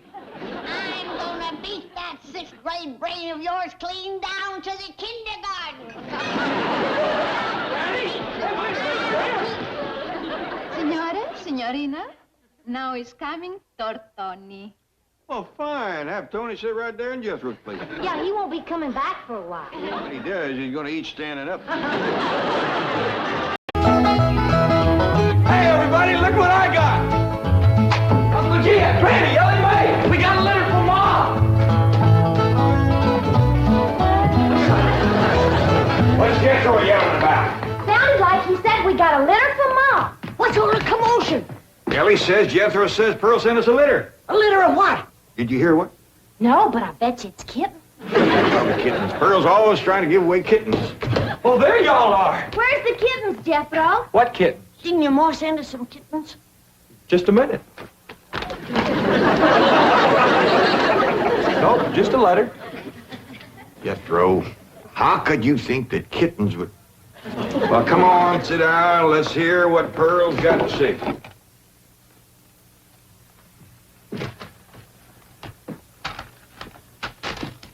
Dear son and kinfolk, I take pen in hand to say we are all fine back here. How are you all out there? Just fine, Pearl. That's right. Jethro, I hope you are making good marks in school out there. Ma thinks I'm going to school. Are you in the 5th grade like you would be here? Doggy, Jethro, I clean forgot about putting you in school. We're gonna have to get you started today. Can I go too? Well, no, I think Miss Hathaway's got plans to put you in some girls' school. Can I go too? Jethro, I just said it was a girls' school. That's why I want to go. I like girls. I don't. Let's get finished with the letter. After that, we'll take care of school. Your sister, Jethrine, had a narrow escape. A city dude tried to take advantage of her. What does that mean, Paul? That's, well, Granny will explain that to you later. Tell us more about the city dude, Jethro. His name is Jasper He. Jasper, he. That's a funny name. Oh, there's a dot in there. His name is Jasper. He wears patent leather shoes and spats on them. Don't sound too neat, does he? He seen your sister at the cabin when I went there to keep an eye on it for Cousin Jed. I know what Pearl went there to keep an eye on. Mr. Brewster. Well, now, Granny, Pearl's a widow woman. She got a right to look. I ain't knocking it. I got my eyes open myself.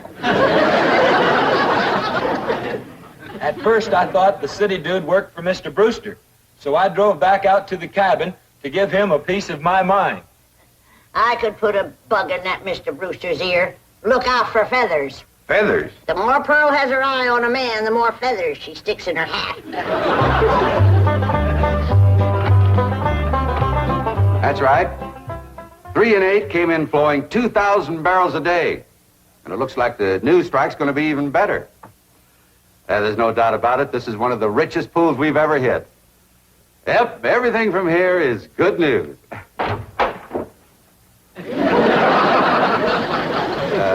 Well, not everything. I'll call you back. Mrs. Bodine, this is a pleasant surprise. Well, thank you. Although you might not think it's so pleasant when you hear what I have to say. Oh? One of them oil fellas working for you has made advances to my daughter.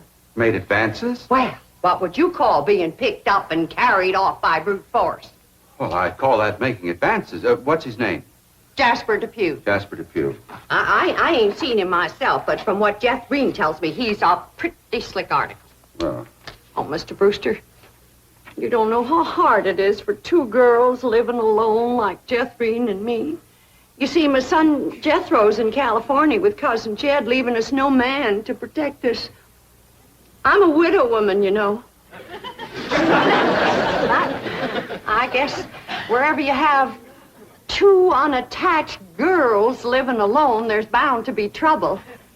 Especially when the girls are the kind that men call lookers. Did you say his name is Depew? Jasper Depew. Calls himself Jazzbo. Oh, Jeff Green says he's a flashy dresser and a fancy talker and drives a sporty car. Regular big city dude.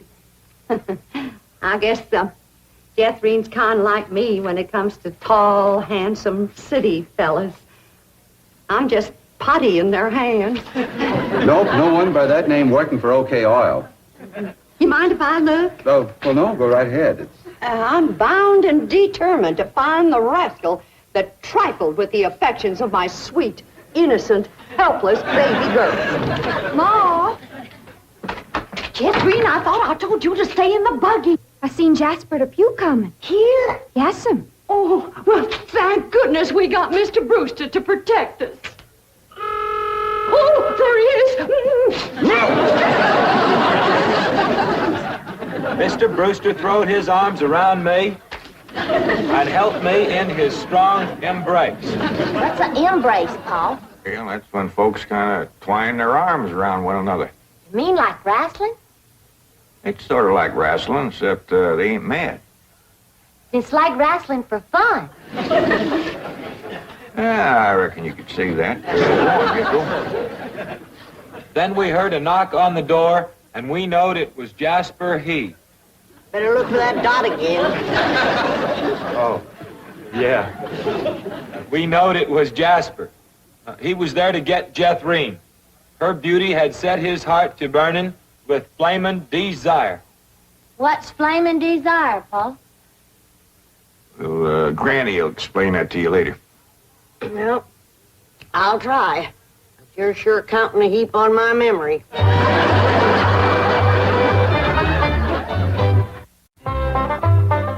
Read on with your Ma's letter there, Jethro. Yeah, it's getting good.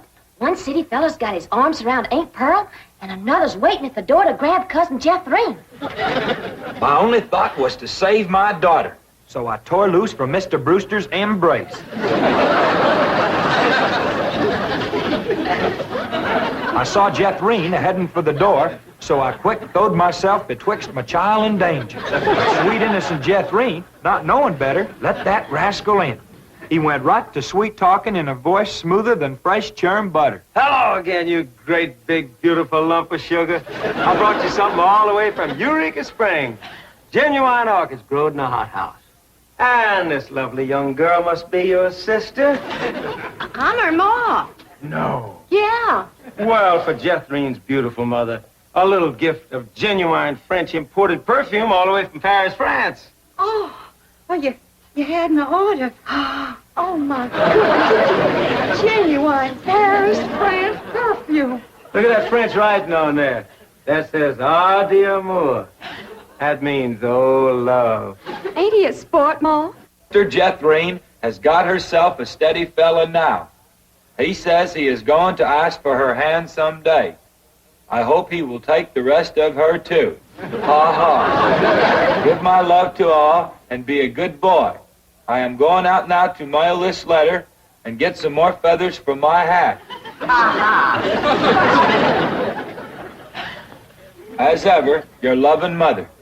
Sure nice to hear from Ma. Nice, nice here. Jethro, you and me's got to go right out and find a school and get you to going. Granny, you pack up a nice lunch for Jethro to tote along. How about a big mess of poke greens and chitlins with some pone and a big pot of sorghum to dip it in? Fine. Oh, Granny, it don't have to be that fancy. Some of the other boys here in Beverly Hills might not have it so good. They're going to complain it to their folks. Let them complain. It ain't gonna hurt none to raise their standard a little. I'll get the truck up today. Paul, please let me go with Jethro. I can help him fight if the big kids in the 5th grade goes to picking on him. I know for sure that Miss Hathaway has got other plans for your schooling. But with Jethro gone, I won't have nobody to play with. Oh, yes, you will. I just remembered something. Mr. Drysdale's stepson is coming home for Thanksgiving. And he's going to be living right next door. And you can play with him. Mr. Drysdale gave me some pictures of him. Here's some pictures of Sonny. That's what they call him, Sonny. He's been going to a lot of schools, and you ought to know some real good games to play. Ain't he something? Yeah, but what? School, all right. Millicent, Schuyler, and Potts. I reckon them 3 is the teachers. 3 teachers. Must be awful big school. I'll say. Well, let's go in there and get you started.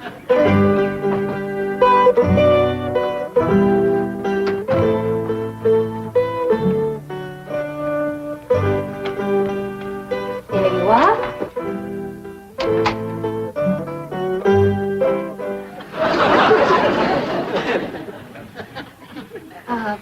May I help you? Well, reckon maybe you can. Diana, someone has parked a most disreputable-looking vehicle outside my window. These gentlemen. Oh?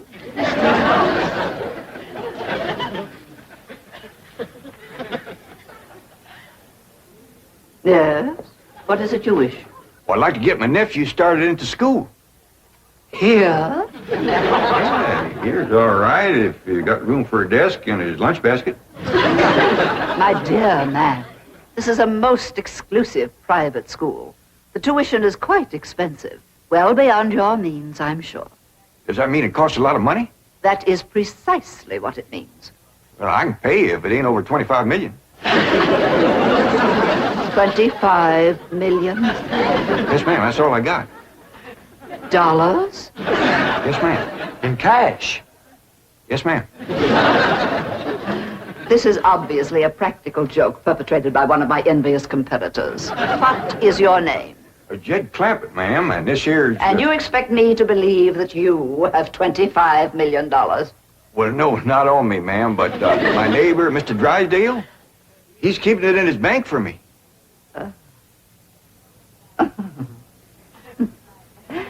Get me Milburn Drysdale at the Commerce Bank. You see, it just so happens that Mr. Drysdale holds the mortgage on this school, so we are very well acquainted. Hello? I'd like to speak to you. Now, if you wish to admit that this is a hoax and be on your way, we will forget the entire incident. Otherwise, you may be liable to some sort of action for invasion of private property and impersonating a millionaire. Mr. Drysdale is coming on the line now. Thank you. This is your last chance, Mr. Clampett. My next call will be to the police. Very well. Mr. Drysdale, Millicent Schuyler Potts here. Come in, come in, come in, come in. Thank you, ma'am. Diana, tea for these gentlemen. Croppett? Oh, no, ma'am, Clampett. Tea, Diana. Use the spode, he said. Well, sit down, sit down, sit down, sit down. Just the two of us. Ellie Mae and Granny didn't come. Yes, well, do make yourselves comfortable. Mr. Drysdale's exact words to me were, oh, never mind his exact words. Apparently he values your friendship greatly, and Mr. Drysdale is a very important mortgage. Man. But now then, shall we talk about your youngster who's entering our 5th grade? What is his name? Jethro Bodine. Bodine? Jethro. No, ma'am. Jethro Bodine. We always put the last name first. Now, male, of course. Yes, ma'am. Just got a letter this morning. Date of birth? December the 4th. Year? No, ma'am. Back home. We only been here a few weeks. Perhaps you should answer the questions for our vital statistics. Now, we need to know the complete birth date, which in turn gives us the exact age. Now, we have December 4th, and judging from the fact that your nephew is entering the 5th grade, I would surmise that the year is 51 or 52. Am I correct? Oh, Jethro ain't near that old. And in the 5th grade? Why, that's wonderful. Well, perhaps we have a budding genius on our hands. Archie! I'll pour. Oh, Diana, I'd like you to bring me one of our boys' uniforms to show these gentlemen. A 5th grade size. No, on second thought, you'd better make it 3rd grade. He's younger than average. We require that all of our students wear identical uniforms. It makes for less friction that way. Otherwise, the boys of millionaires are apt to be taunted by the really rich. I bet you Jethro will look right good in a uniform. He can't wait to be a soldier. Yes, many a young lad is like that. However, our uniforms do not reflect any militaristic design. No, rather, we strive for something gay, attractive, and smart. Oh, there you are. Charming, isn't it? Now, you take this home and have Jethro wear it when he comes to school in the morning.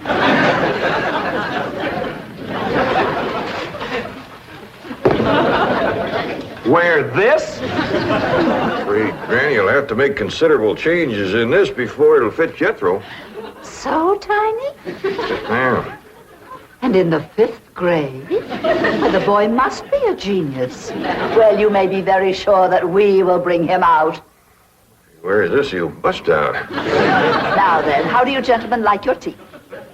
We don't know, ma'am. We ain't tasted it yet. Oh, you are the fun-loving one, aren't you? Yes, ma'am.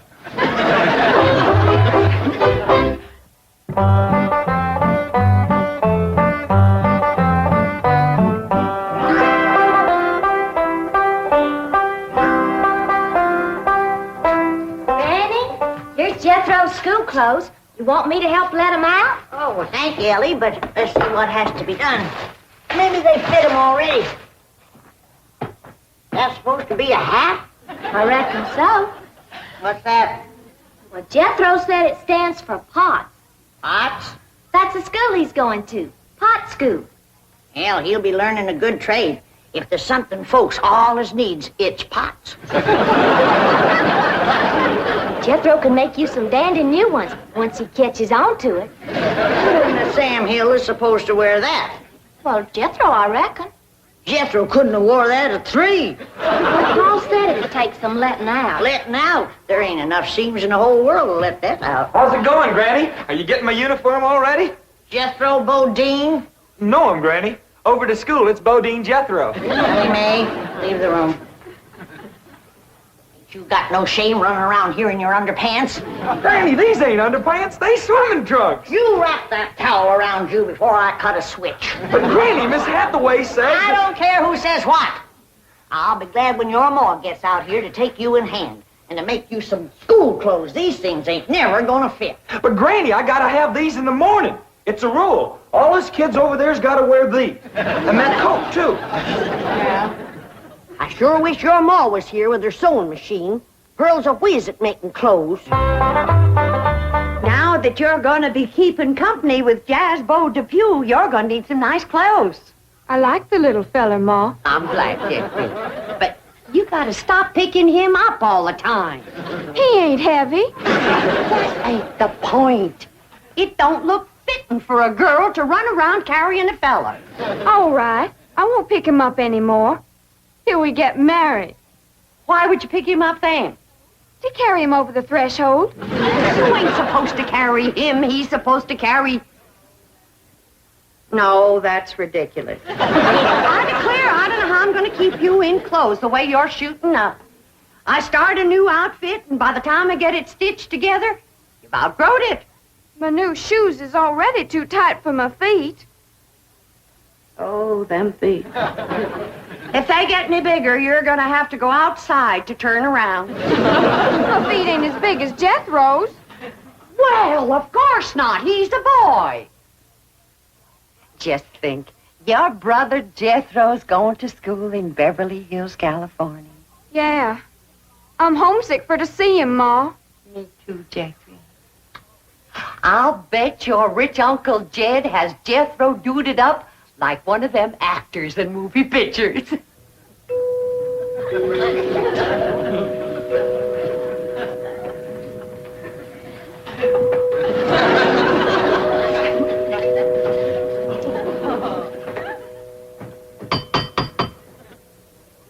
Dang, if Jethro ain't right.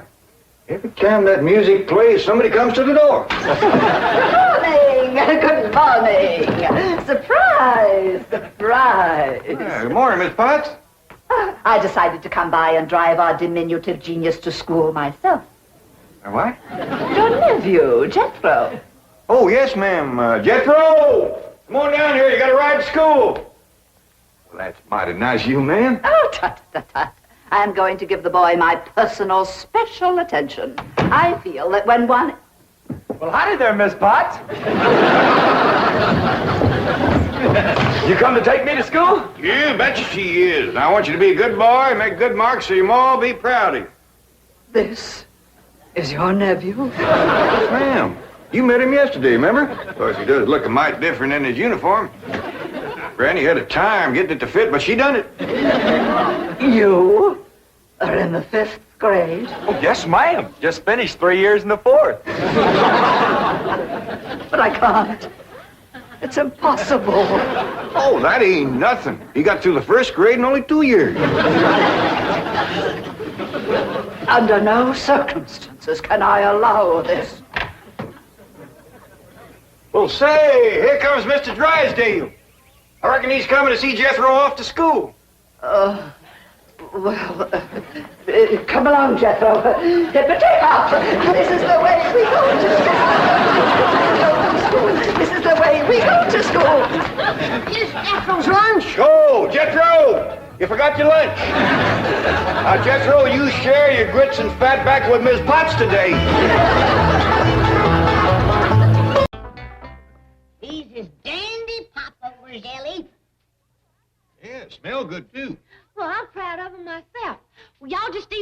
I'll show you the dress I made.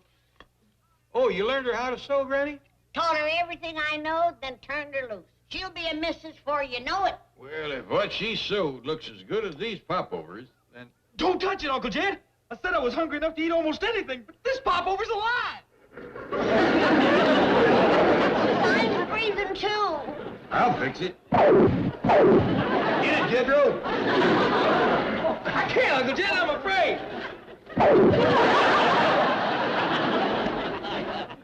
Thanks, Uncle Jed. I think you saved my life. Yeah, seems like after all these years of you attacking your food, it's finally getting back at you. I can see the headlines. Vito's revenge. Jethro killed by popover. Well, no use letting it all go to waste. Can't taste as bad as it looks. I was wrong.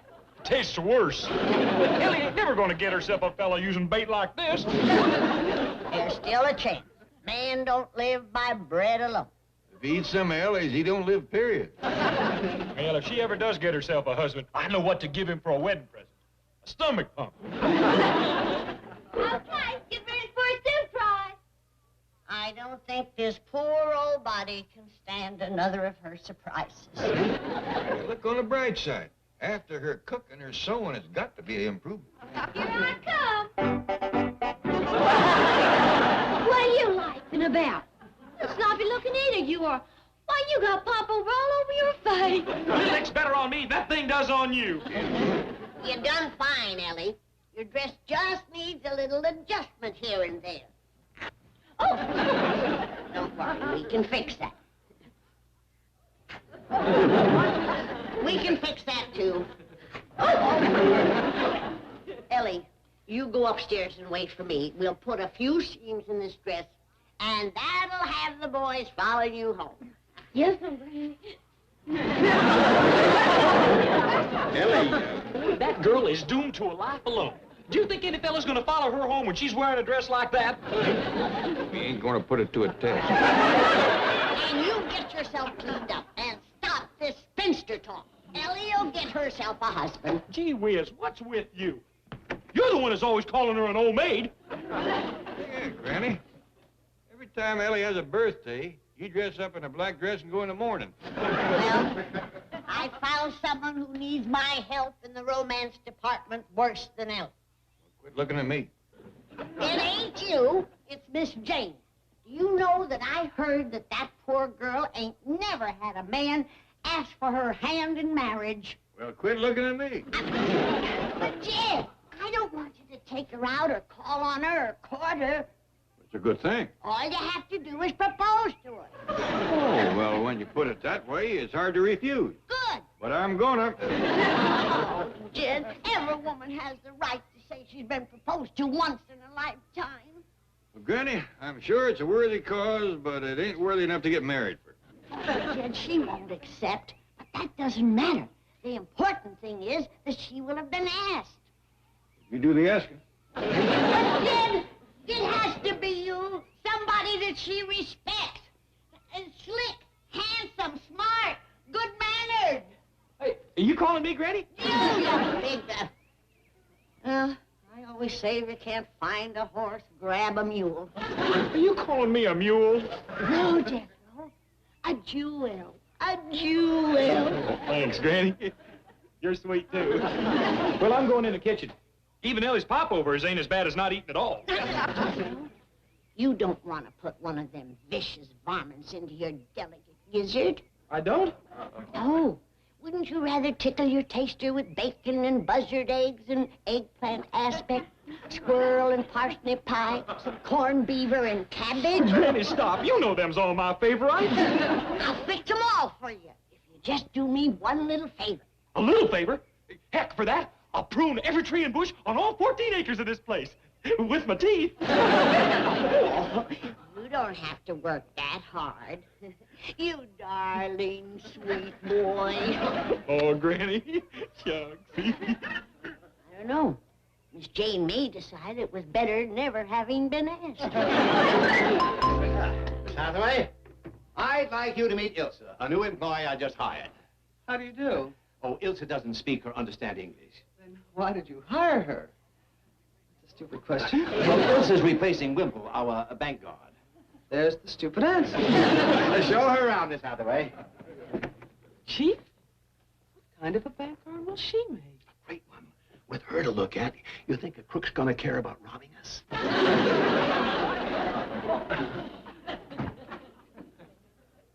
Me, Ilsa. Meet Jane. Howdy, Miss Jane. This is for you. Jethro, thank you. I'm afraid I got a little hungry on the way down. I saved the maple and the licorice one for you. I don't like them. Well, thank you. Are those for me, too? Oh, yeah. Roses is red, violets is blue. Sugar is sweet. Doggone, I keep forgetting the last part. And so are you. So am I what? I forgot about Elsa. Elsa, meet Jethro. Me, Ilsa.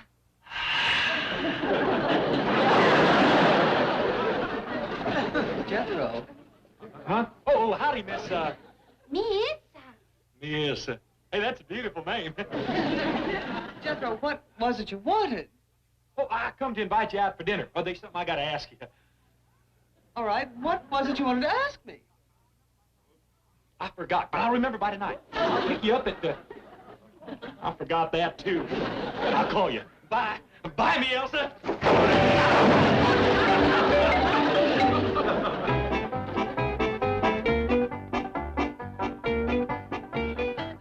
I suppose you're wondering why I accepted a dinner invitation with that simple, bucolic youth.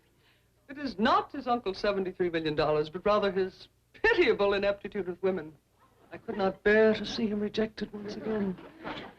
And, too, I haven't had a date myself for 6 months.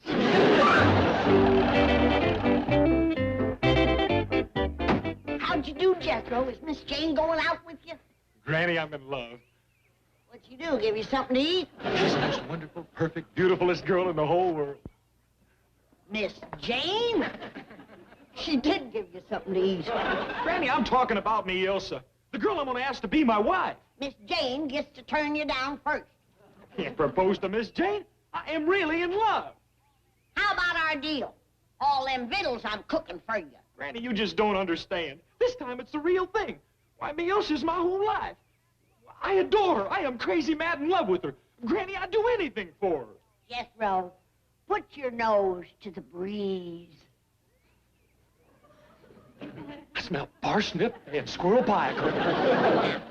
Tell me all about that girl that you're crazy mad in love with. What girl?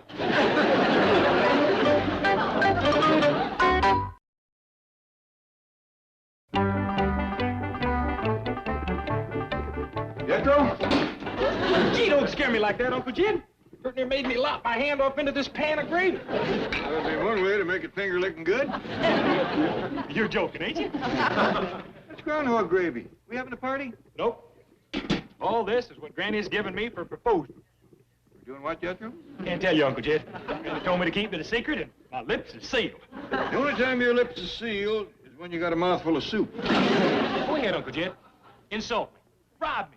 Torture me. Ain't nothing gonna make me tell my secret. I wouldn't even try. And you can quit that pleading. When I got a secret, I keep it. Do that, boy. Tie me to the rack. Put burning bamboo right underneath my fingernails. Drag me behind wild horses. What'd you say? I said you keep your secret. Somebody will tell me before long. Oh, no, they won't. Ellie couldn't, Granny wouldn't, and Miss Jane don't even know that I'm gonna propose to her yet. So that only leaves me. And I am just a little bit too smart. That is a dirty trick, Uncle Jed. No dirtier than the trick you're playing on Miss Jane.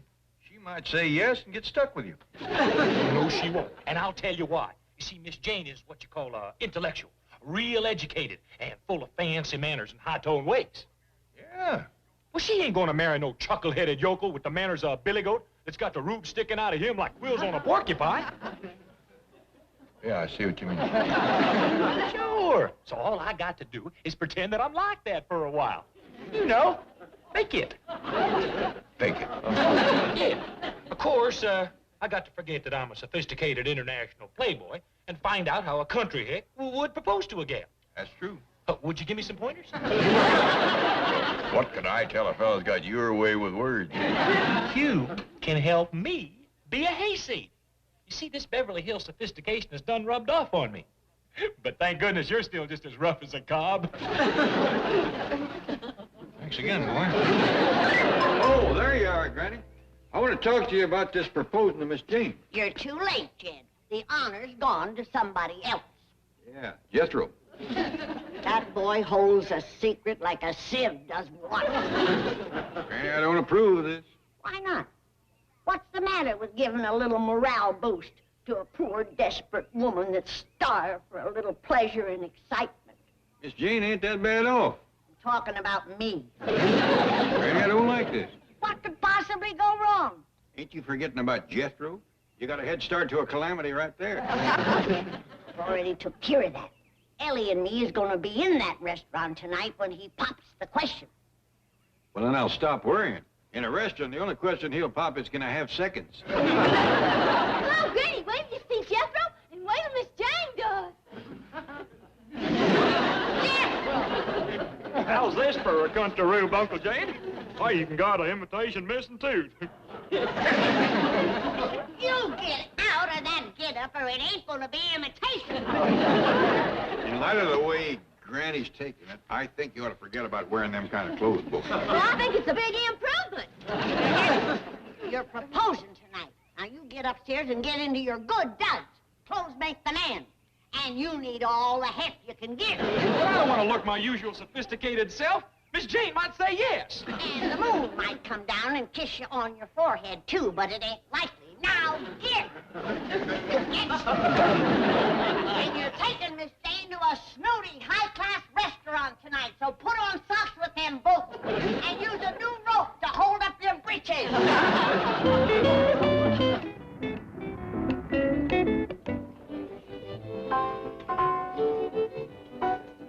I got us a pretty good table here, huh, Miss Jane? All the way in the back, right next to the kitchen. Ordinarily, we do not admit people in costume, but as reservations were made... Here, I'll get that.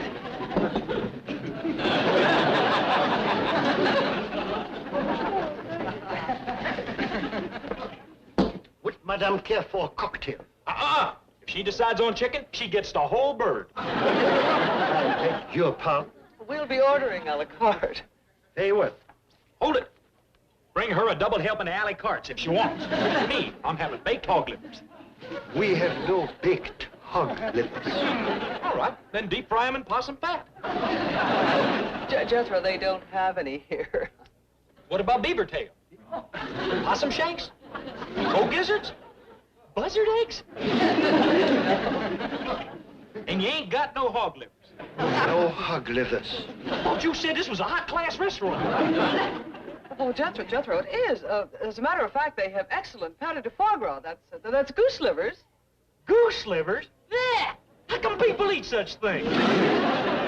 We'll be ordering later, and forget about the hog livers. I wish I could, but you're the second party tonight that's ordered them.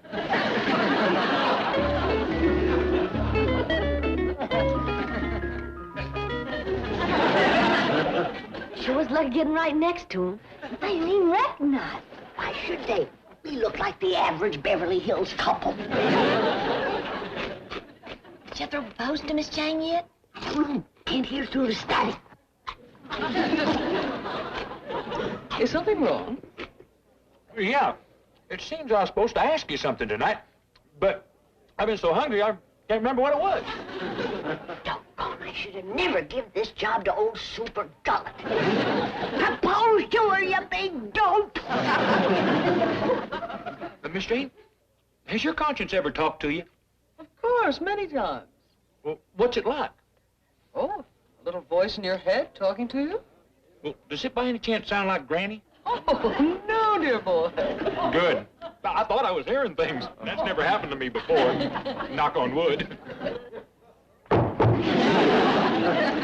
Jethro! Oh, here goes that voice again. Sure you didn't hear nothing, Miss Jane? No, lean back and relax. You're probably imagining it. Yeah, I got awful strong imagination. I got awful strong imagination, but it's the first time I ever had a kick to it. No, that came from the next booth. Hey, excuse me, mister, but... Well, howdy there, beautiful. Ellie? Granny. Jethro? Oh, just somebody admiring my tie. But they reminded me what I wanted to ask you. And what is that, dear boy? Miss Jane, will you marry me? Jethro. Sweet, innocent Jethro. How could I refuse that plaintive face? How could I say no? Oh, there's any number of ways. No, nix, never, absolutely not, or just shake your head no. Oh, Jethro, so used to being rebuffed, turned away, scorned, but not from me. For once you shall hear what your heart has been longing to hear. Yes. Yes. You have been rejected for the last time. I shall make the sacrifice. My answer is yes, yes, yes! No, no, no! Really? She said yes. Wait till Paul finds out about this. You can wait if you want to. By sunup, I'm going to be across the state line.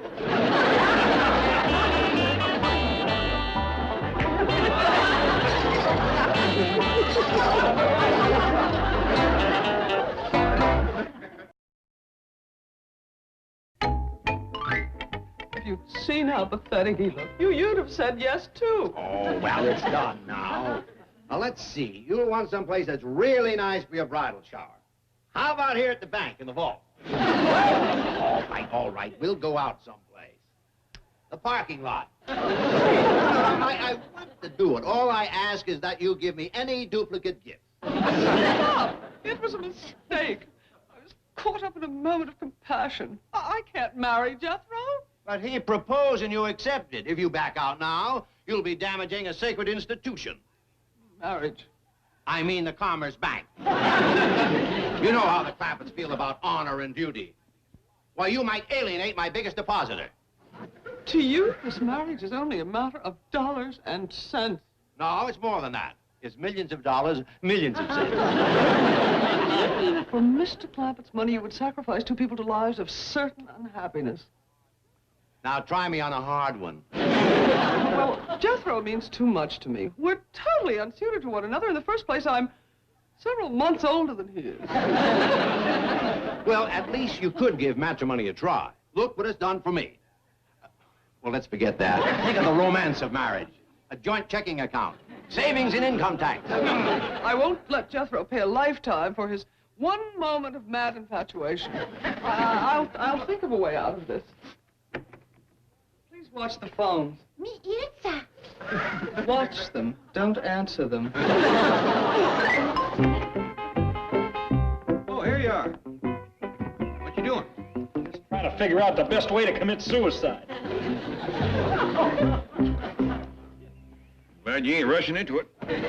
About decided I'm going to take an overdose of food and eat myself to death. That's a fitting way to go. With your stomach, I ain't sure it's possible. Quit trying to cheer me up, Uncle Jed. I'm just desperate about having to marry Miss Jane. I know, boy, but you're honor brown. It's a code of the hills. Hey, maybe we could find a loophole, huh? One thing could save you is if Miss Jane changes her mind. Women has been known to do that. That chance. You think she's going to give up the prize catch of the century now that she's bagged? I suppose not. Being one of them Vassar girls, she's probably mighty impressed with his sixth-grade education. Forget my brain. What about the way I look? Well, I wouldn't count on that stopping her. It ain't up to now. Well, what I meant was... I know what you meant. Boy, the way I get insulted around here, marriage is looking better and better. But it still looks off. Yeah, I don't give up, boy. Granny's been in the kitchen ever since I brung her home. She's making up a anti-love potion for you. Well, she better do something. It was her that got me into this. Well, now, your stomach had something to do with it, too. I could have stopped you myself, for that matter, but... All right, Jethro, you're saved. Ellie will be right along with my anti-love potion X4. What's that? It's a charm I never dared try before. Marked emergency use only. Hey, you look plumb tuckered out. Making X4 really took a lot out of me, Jed. But if you wear it around your neck, it's guaranteed to break up anything from puppy love to passionate romance. What's that horrible smell? That's plumb awful. What is it? Anti-love potion X4.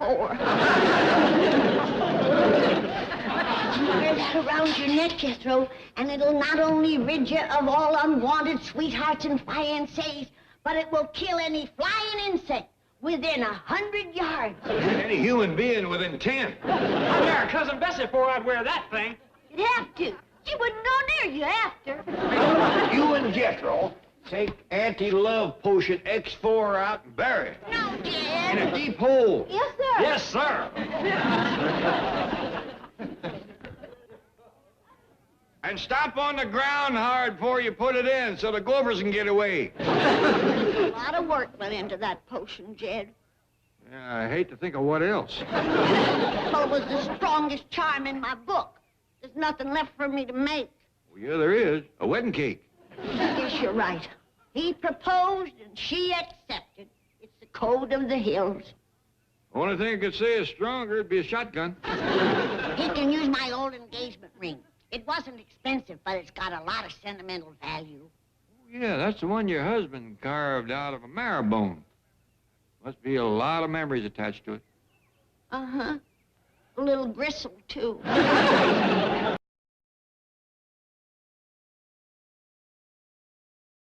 Come. I'm back. Any messages? Hello. Wonderful. Miss Hathaway, Mr. Clampett called. You're...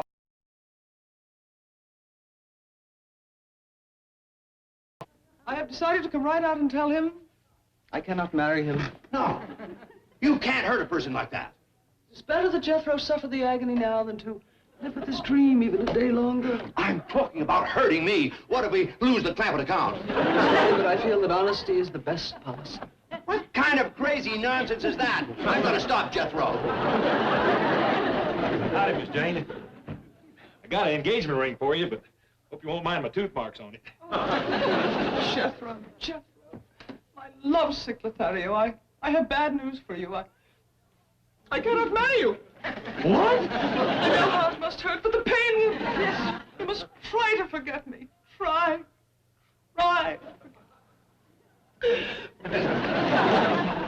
Hot dog, I'm a free man! Free! Hello. Me, Elsa! Nine. Me, Ilsa. You, 73 million. Mr. Clampett said Jethro's already left. He's out there. Oh, I've just told him. I hope he's able to forget. He must try. Look at him suffering, trying to forget. That's right, my brave boy. Try to forget. Try.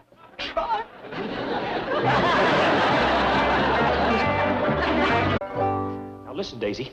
You's coming to England with us to hunt them skinny old oafs and serfs. Trouble is, Granny says I can't take you. So got to hide you in this here bag. See? There's plenty of room. And lots of air, too. Jethro! The taxi cab is here to take us to the airport. We's coming. I'm coming. Okay, Daisy, now hop in and keep your big mouth shut.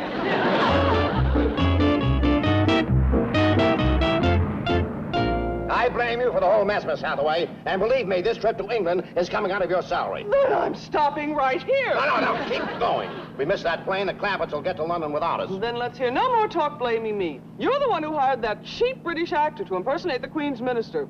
He's the one who sold them Canada. Okay. The important thing is to keep them from going to Buckingham Palace and giving that phony deed to the Queen. Now, Chief, look on the bright side. What bright side? Well, they even had that miserable truck flown to London. I still say there's a bright side. What is it? When I think of one, you'll be the first to hear it.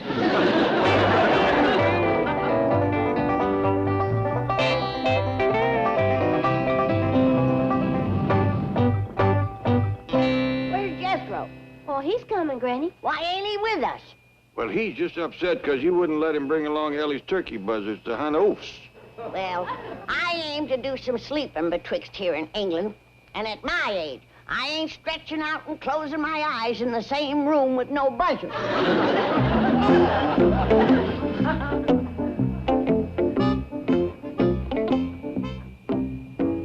Be real quiet, Daisy. And as quick as we get to England, we'll go to hunting oaks.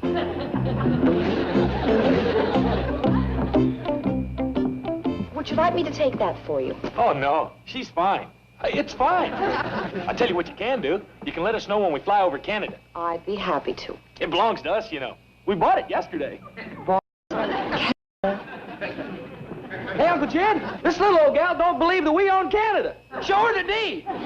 Jethro, will you stop yapping about us owning Canada? It's only ours till we give the deed back to the Queen. And as quick as that's done, we's going to our castle and fight the War of the Roses. We can't fight the War of the Roses till we put down the rabble uprising. Well, when are we gonna get me my knight in shining armor? Now, don't worry, Ellie. We'll troth you to the first knight that comes riding by the castle hunting dragons.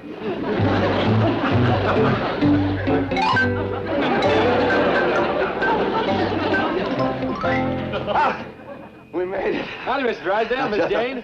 I'll sit here with Jethro. You keep Ellie company. Right, Chief. Say, Miss Jane, Mr. Drysdale's looking rather poorly. I know, Granny. It's a good thing you're a doctor.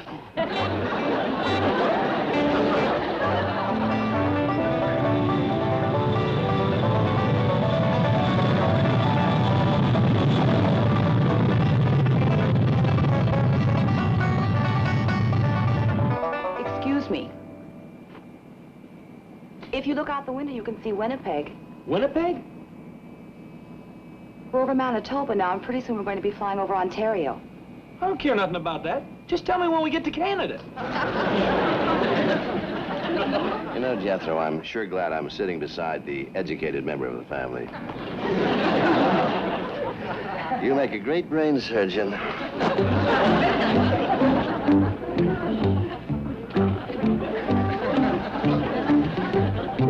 Get hungry. I got some chitlins in my pocket.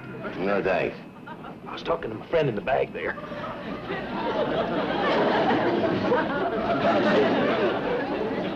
You have a friend? Shh. I smuggled her on board. Who is she? Give you 3 guesses. Elizabeth Taylor. Guess again. Give me a hint. Well, she's got a long nose, beady eyes, scaly legs, and 3 toes on each foot. Miss, could I have a tranquilizer? Oh, of course. Your first flight. My last. Beady eyes, scaly legs, 3 toes in each foot. And her first name's Daisy. Oh, she's sitting back there with Mr. Clampett. Okay, I give up. Open the bag. Oh, no, not here. Uncle Jed will give me the Dickens. But you can open it up in the washroom. You know, I'm just curious enough to do that. Don't scare her. I won't.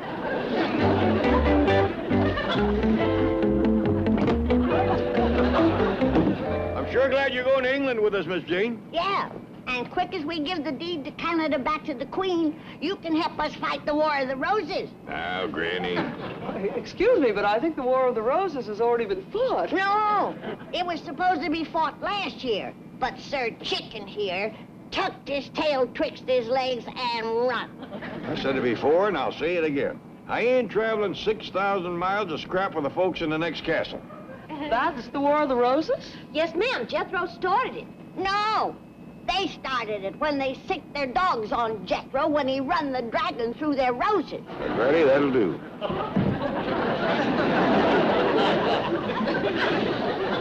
Good grief. You and your 3-toed redhead. I told you she wasn't Elizabeth Taylor. You didn't tell me it was a bunch. Let the cat out of the bag. Wish it had been a cat. I almost got flapped to death. Daisy, you have not a... Where is she? In the washroom. And if you want her back in that bag, you put her there. Gee, what happened? Oh, nothing. Sit down. Anything you need? Yeah, I need to have my head examined. There's a feather in your hair. Won't tell me how it got there? Granny, he done something stupid, and he don't want to talk about it. Thanks, Jethro. Did you find out what happened to Mr. Drysdale? I think I got it figured out what happened to him, Jed. When he went up front there, he stuck his head out the window, and a bird hit him. We's flying pretty hard for birds. What about geese? Ain't often you get a goose this high either. Well, he got one. Scratched his scalp. That could be dangerous so close to the brain. He could come down with goose fever. You gonna treat him? He didn't want me to. He's ashamed of what he'd done, I guess. Well, sticking your head out of the window of an airplane going 600 miles an hour ain't exactly the smartest thing in the world. Wait a minute. Where you going? To powder my nose. No, don't go in there. Why not?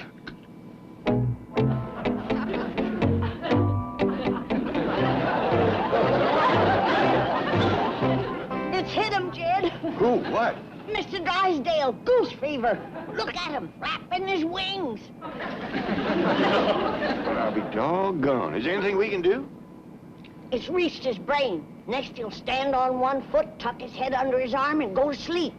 We can't help him at all? Once it gets that bad, about all you can do is force feed him and sell his liver.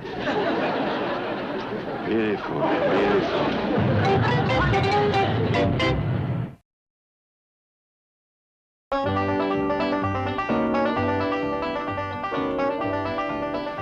Oh, did the tranquilizer help any, sir? Oh, yes, I feel fine now, thanks. Good, you're welcome.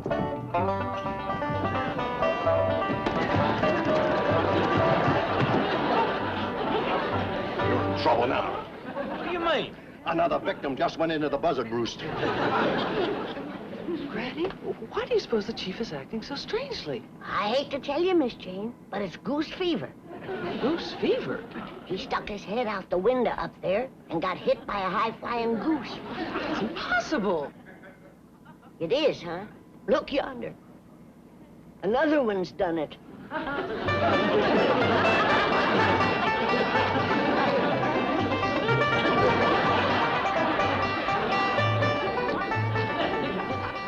He'll be having a seizure any minute. The goose scratches is right next to his brain.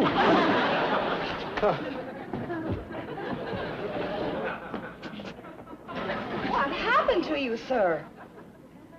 There's a big bird in there. A bird? Yeah, it clawed me and it flapped me. See? There he goes. I think you're mistaken, sir, but I'll check it out. Don't go in there. They'll get flapped silly with those big wings. All right, sir. I tell you what, why don't you return to your seat and I'll get somebody to investigate it.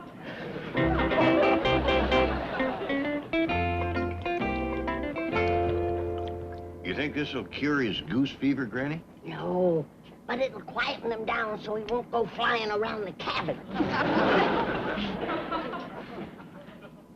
Here you are. Take this. It'll make you feel better. Oh, thanks. I can use a drink of water.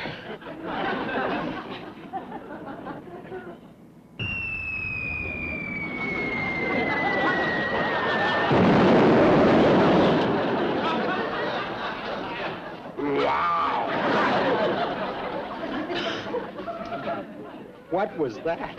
Smoky Mountain Soothing Sheriff. Who are you? I'm Mother Goose. Now you just tuck your head under your wing and rest. Okay, she's back in the bag, but she ain't too happy, though. You scared her.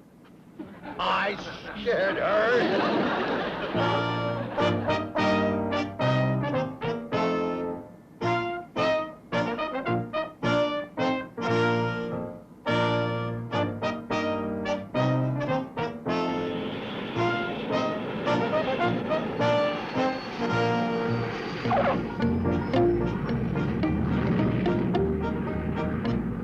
Hope you enjoyed your flight. Goodbye. Hope you enjoyed your flight.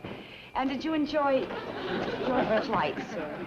Yeah, the plane ride was nice, too. Bye. Bye. Bye. Goodbye. Goodbye, sir. Have a shame. Bye.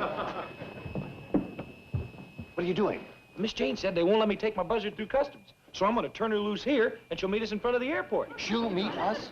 Heck yeah! I got her trained to fly around and land on the truck. Come on, Daisy. Listen, Jethro, wait. Why don't you go ahead and get the truck, and I'll smuggle Daisy through customs. Okay, swell. I'll meet everybody in front of the airport. Chief, you'll never get that buzzer through customs. They'll quarantine it. Exactly. I've had enough of this bird for one trip.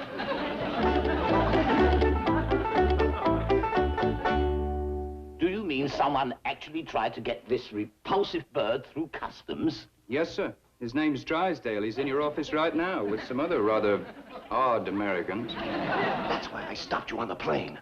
I got locked in the washroom with that thing, and it flopped me up one wall and down the other. Mr. Drysdale's having another seizure. Poor man.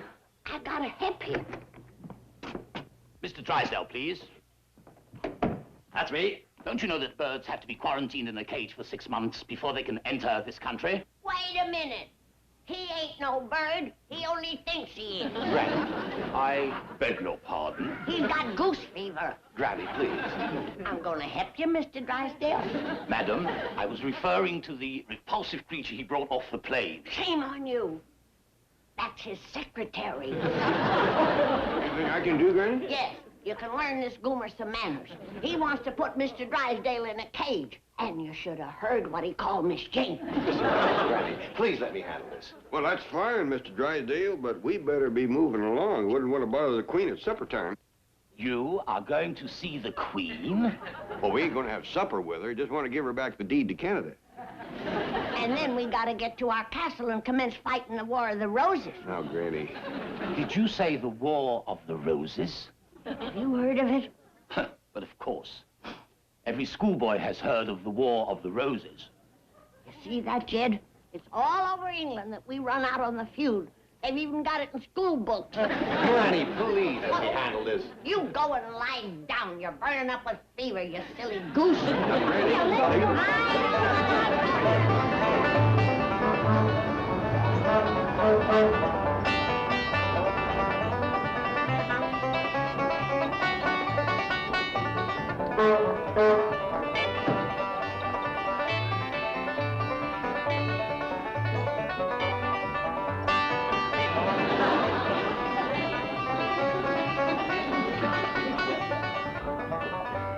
I say, what kind of a vehicle is this, then? Oh, this here's a Royal Truck and Buzzard Launcher. I'm waiting for the Royal Family. Royal family? Yeah, the Earl of Clampett and his kin. Oh, there's a couple of commoners with him, though. Mr. Drysdale and Miss Jane. Mr. Drysdale? Well, that's the American gentleman I'm here to chauffeur. Oh. Stop honking that thing, Jethro. Mr. Drysdale will be honking back. Where is he? He's got something of mine. He's trying to explain goose fever to the inspector. Well, let's head for the palace. Well, what about Mr. Drysdale? He ordered his own car here. Why would he do that? I'll tell you why. With every schoolboy in London talking about the War of the Roses, he's ashamed to be seen with us. Tell Mr. Drysdale we'll be waiting in front of Buckingham Palace. Hurry up, Jethro. Folks is already pointing the finger of shame.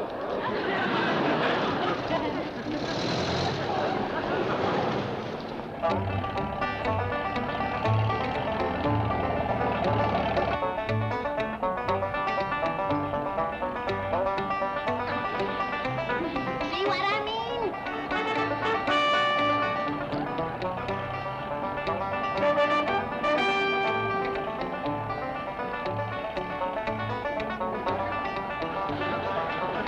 Sure am glad we brought the truck to London. It's dandy for sightseeing. Yeah, and we're the sight everybody is seeing. Did you see how folks are staring and pointing at us?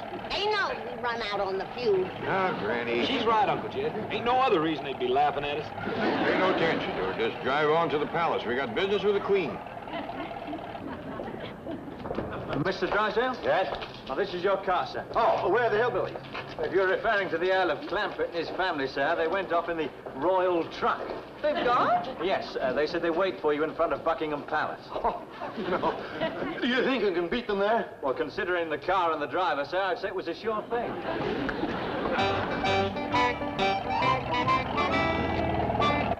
Where are we, Jethro? We's in what you call Hyde Park. Good. Pull up to them bushes and let's hide. Keep going, Jethro. Anybody see a street sign? I seen one, Paul. It says this here's Rotten Road. Stop right here, Jethro. This is where we belong. Rotten Road. Drive on, boy.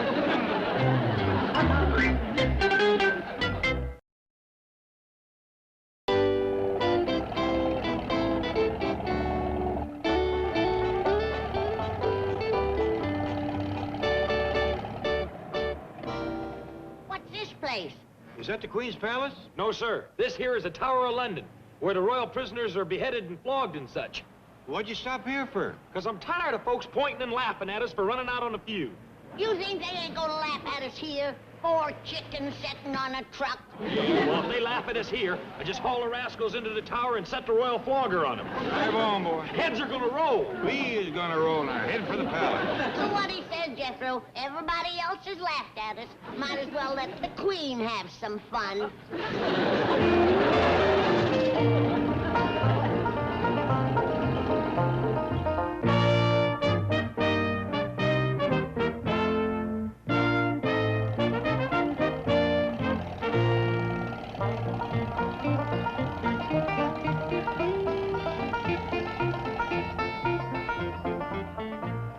Where have you been?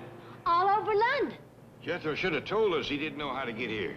Didn't want you to think I was stupid. Oh, no chance of that. Well, let's go in, give the deed to Canada back to the Queen. Now, wait. First, I'll have to arrange an audience. Oh, we don't want to do it in front of folks. No, I mean the Queen won't see you without an appointment. I knowed it. She's heard of the War of the Roses, too. How soon you reckon she'll see us? Not till we've cleared our name. Let Mr. Drysdale talk. Well, it may take several days. Meantime, why don't we all go to the hotel and have a good night's rest? Follow us, Jethro.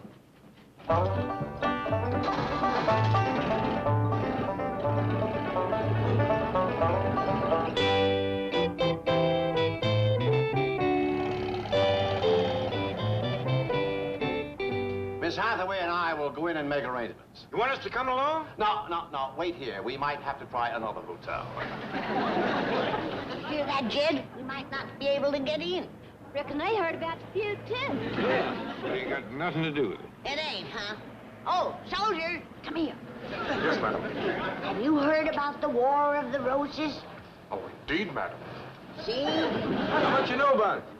Well, it's probably the most famous feud in the history of England. It involved 2 families, 2 royal houses. You know how it started? Well, there's some debate as to which house first let loose the dogs of war. Excuse me. I can tell him which house let loose the dogs. It was me that was let loose on. Are you satisfied, Jed? Well, Granny, it's only natural that a soldier might have heard, but I can't believe everybody has. Wait, will you tell me something? Does everybody in the hotel know about the War of the Roses? Oh, definitely, sir. That doesn't. It's bad enough to be laughed at on the street, but I don't aim to move in here and live with it. Me neither. Me neither. Let's go on out to the castle. Yeah, Pa. Come on, Jed. Well, all right. Tell Mr. Drysdale the Clampetts is going to their castle. He means chicken house.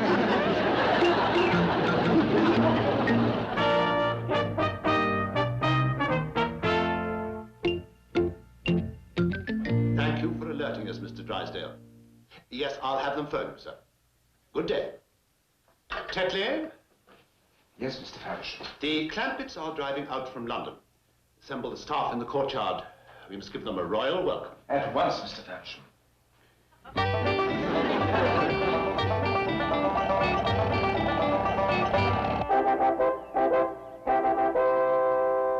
Now, just a word of caution.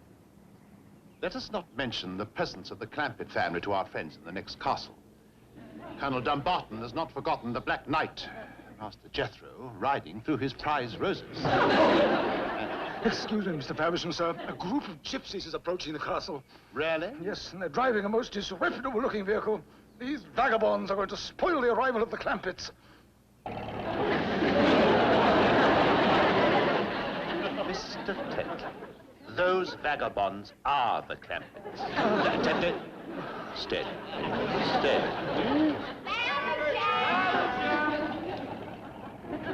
Seem very fond of you, sir. They're calling your name. No, they usually call me Major or Mr. Domo. They think Faversham is a greeting.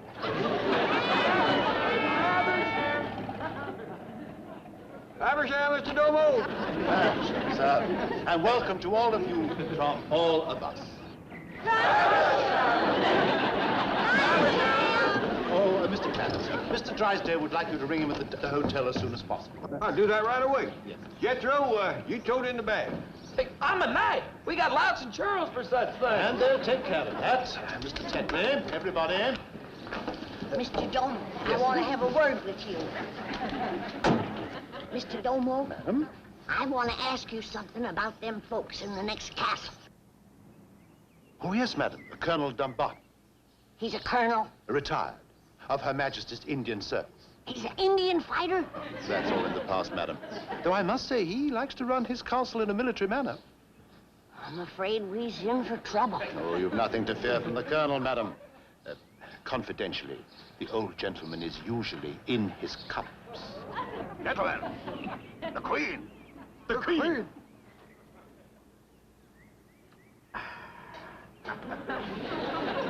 Prepare to fire the sunset gun. Jethro, Ellie Mae. Well, young'uns, I'm afraid we've got our feuding cut out for us. The old fella in the next castle is an Indian fighter. One cups at it. Let's go over and jump him right now. No, Jethro. Let him make the first move.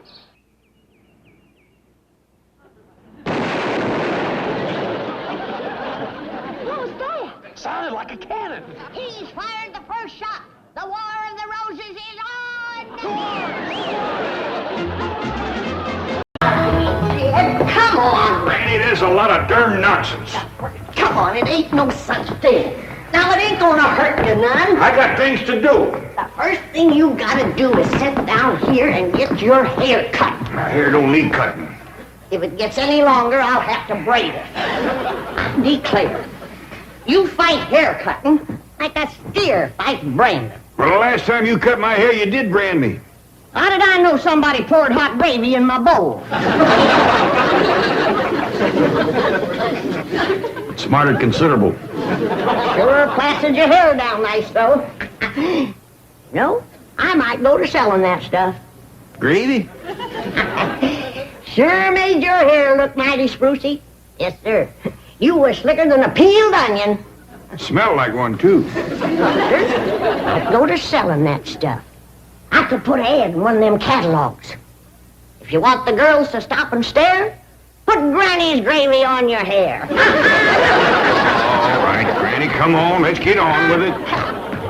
Hey, Uncle Jed, you're getting your hair cut. Thanks for telling me, Jethro. Oh, that's all right. Burn it, Jethro. What's going on? Is there going to be a wedding or something? I could be the way that Sonny Drysdale is a sparking Ellie Mae.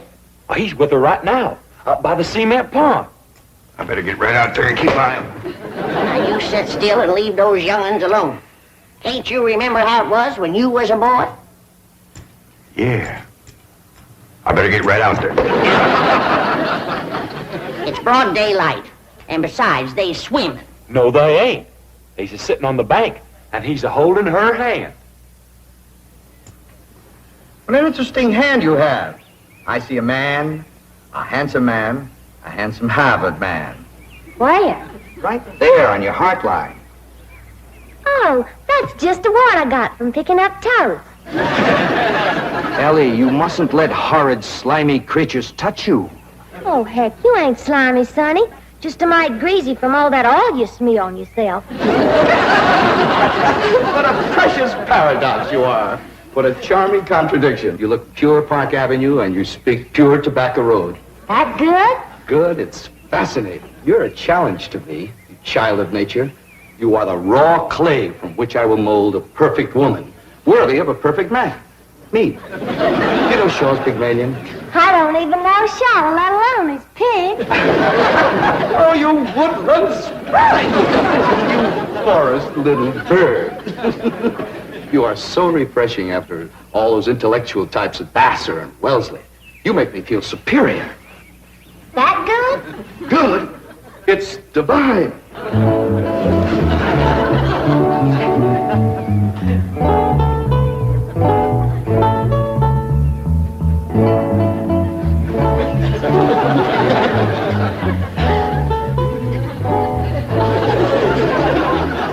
I am Caesar. You are a fair-skinned captive, a barbarian slave. Shall I drag you through the streets of Rome behind my chariot? Or shall I throw you into the arena with my lions? No, Caesar has other plans for you, my little savage. You shall be my slave, yes, but but only the invisible bonds of love shall make you my prisoner. Come, I shall strum upon my lyre and recite odes to your beauty. What say you to that, fair maiden? How speak you now to mighty Caesar? I declare, Sonny, you're more fun than a bucket of tadpoles. I declare you're wiggling worse than a worm in a bait bucket. You want your daughter to be an old maid? Of course not. Next year she'll be too old to get a husband. She's almost 18. Not old. Sure is. She done waited too long, Uncle Jed. Why, no boy wants to marry up with a middle-aged woman. Ellie Mae can get herself a husband anytime she wants to. Why, she's the purtiest and... Now, don't get your old feathers riled up, you old rooster, you. Ellie Mae will be all right if you just leave her alone. Well, I ain't sure Sonny Drysdale's good enough for her. He's considerable older than she is. Well, don't worry about that, Uncle Jed. His family lives a heap longer than most folks. Yeah? Yeah. Sonny told me that there's been a member of his family living in Boston since 1632. Well, that rascal's over 300 years old. He was a greening you. Yeah, you sure swallowed a whopper. No, ma'am. Sonny's honest. Why, he's so honest, he has to have somebody do his lying for him. Do his lying for him? Yes, sir. Why, I heard him call through the heads to Ellie. He says, I'm coming over to serenade you, and I'm gonna bring my lyre. Come, fair maiden, and I shall sing of your golden tresses, and your azure eyes, and your skin of alabaster, and your other charms that set me aflame. You mean you really burn it? Yes, dear one, and only you can put out the fire. Okay.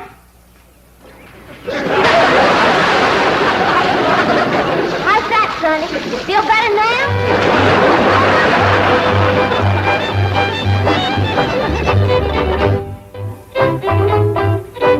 All right, Jethro, you're next. Oh, hi, Ellie Mae. Where's Sonny? Well, he run home to his mama. You didn't throw him down and hurt him again, did you? Don't you know, Pa? He caught fire, so I wetted him down in the pond. Sound like you done the right thing. How'd he catch fire? He said it was my charms that set him to burning. What charms was you toting? Well, just my sack of crawdad bones and my buckeye. We never heard of crawdad bones and a buckeye starting a blaze. What happened to your rabbit's foot? I didn't have it. There you are. You can expect trouble when you ain't toting a rabbit's foot. You know what my teacher over at Pot School said about toting a rabbit's foot? What? She said it's a superstitious invocation contradicted by scientific knowledge. It's always nice to know you ain't been doing something foolish. Don't you worry none, Ellie. You go jump into a purty dress, and I'll walk you up a love charm that I guarantee will bring Sonny Drysdale back. Yes, I am, Mother. I'm going back. Sonny, darling, you're delirious. Here, bring some of this penicillin. I'll send for an ambulance. Mother, I am perfectly all right. Of course you are, precious. A nice rest in an oxygen tent is all you need. I don't need an oxygen tent or an ambulance. All right, just relax. And Mumsy will call the police. Police? But of course. I mean to have that violent, dangerous girl arrested for attempted drowning. Mother, you will not call the police. I'm going back there right now to see Ellie Mae. Ah, darling, that's very brave of you, but you're in no condition to make a citizen's arrest. Mother, I'm not going to arrest her. I want to help her, to work with her, to tutor her. What? She's like a wild, wonderful jungle cat, and I'm going to tame her. Sonny, you are delirious. I'll call the doctor. Mother? Mind is made up. That girl needs me. For the first time in my life, somebody really needs me. I need you. The whole world needs you. Ellie Mae Clampett needs me, and I need her. I'll be her Pygmalion, and she'll be my Galatea. Sonny, you're not becoming emotionally involved with that creature. She's not a creature, Mother. She's a girl. A wild, wonderful, beautiful, ravishing girl. Yes, I am becoming emotionally involved. I forbid it. She's not socially acceptable for my baby. Mother, I'm not your baby anymore. I'm a man in search of a woman.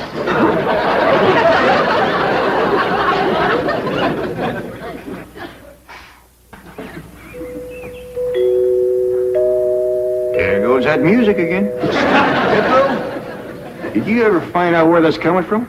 No, sir, I didn't. Every time I went to looking for it, somebody always come to the door.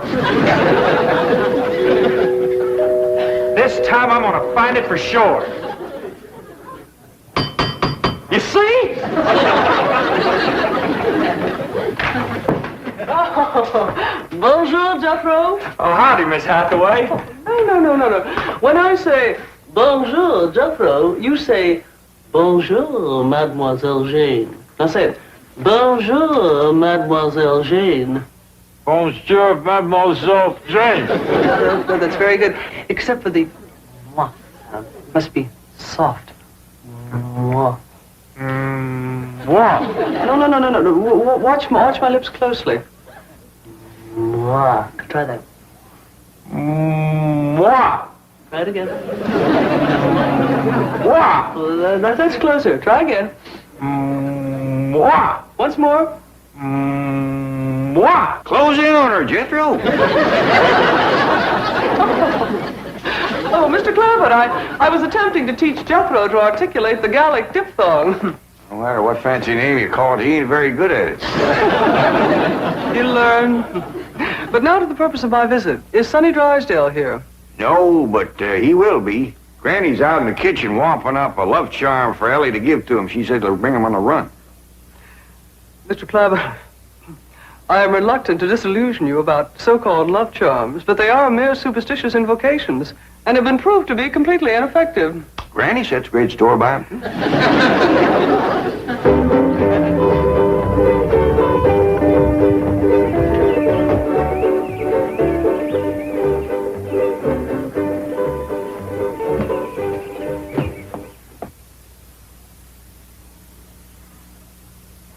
Here you are, Ellie. One guaranteed love charm. Guard it with your life. What's in it, Granny? Oh, I dasn't tell you. Leastways, not just yet. But I'll give you the secret before I go on to my reward like my granny done to me. I'll guard it too, Granny. Granny? Granny, Mr. Clampett tells me that you've conjured up some sort of love charm for Ellie Mae. Right here it is. Made out of all secret stuff. That is ludicrous, irrational, sophomoric, and pure hokum. You didn't even guess one ingredient. No, Granny. Don't you come spying. I'm telling you for the good of the country. If the secret of this love charm ever got out, I shiver to think what might happen. I wouldn't want it on my conscience. Hear me now, mongrel. Neither sleep, nor snow, nor vicious beast shall keep me from the side of my beloved. Here I come, ready or not. So, you still think it won't work, huh? That is correct. All right, Ellie. Open up the pouch, mate.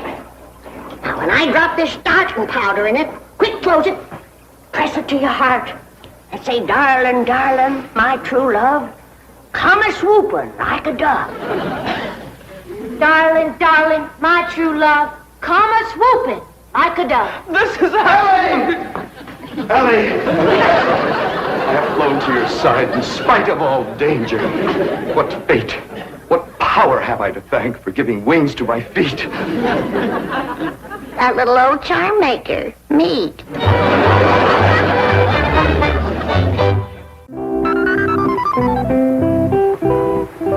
And now we shall begin the transition from Tobacco Road to Park Avenue. Now you watch me closely and I'll show you how to develop perfect posture and grace of movement. Ah, Kipling. Well, do you like Kipling? I don't know. I ain't never kippled. Oh, you are a challenge, you ravishing rustic, you child of nature. Now here, you try it. you are. Now walk. Oh. You'll have to try that again. Now sit down. Now watch me. We walk as though upon a cloud, and we glide with lissom grace. And as we walk, we always keep a smile upon our face. What's he doing? Out there is some Kipling. He's trying to burn it to Ellie.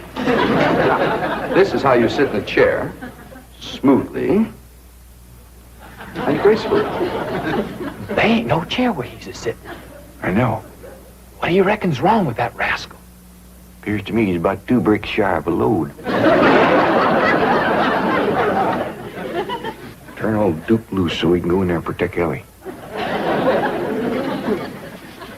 Now we'll practice diction and intonation at the same time. How now, brown cow? How now, brown cow? What's he talking about? He thinks old Duke is a cow. You best fetch your granny. Appears to me she's thrown too strong a charm on that boy.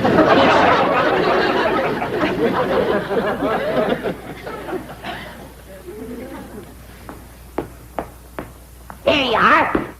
One guaranteed charmer. Now, you hold the bag while I sift in the starter. I know this is all a lot of absolutely ridiculous nonsense. Please hurry. Darling, darling, my true love, come a-swooping like a dove. I better open this door before he busts it in. Miss Jane! Here he is. Granny's love charm is too strong. Don't fight it. It's bigger than both of us. Circled on me. Granny, come quick. The love charm you throwed on Sonny Drysdale was too strong for him. Thank you, Granny. How now, brown cow? How now, brown cow? How now, brown cow? How now, brown cow? How's it going, Uncle Jed? Bad. Now he's got Ellie believing old Duke is a cow. Like the charm, Granny? I reckon so. I'll sprinkle him with some let-go powder. While you're at it, will you sprinkle some on Miss Jane? She's shutting off the blood to my arm. How now, brown cow? Secret powder, white as snow. Make the charm of love let go.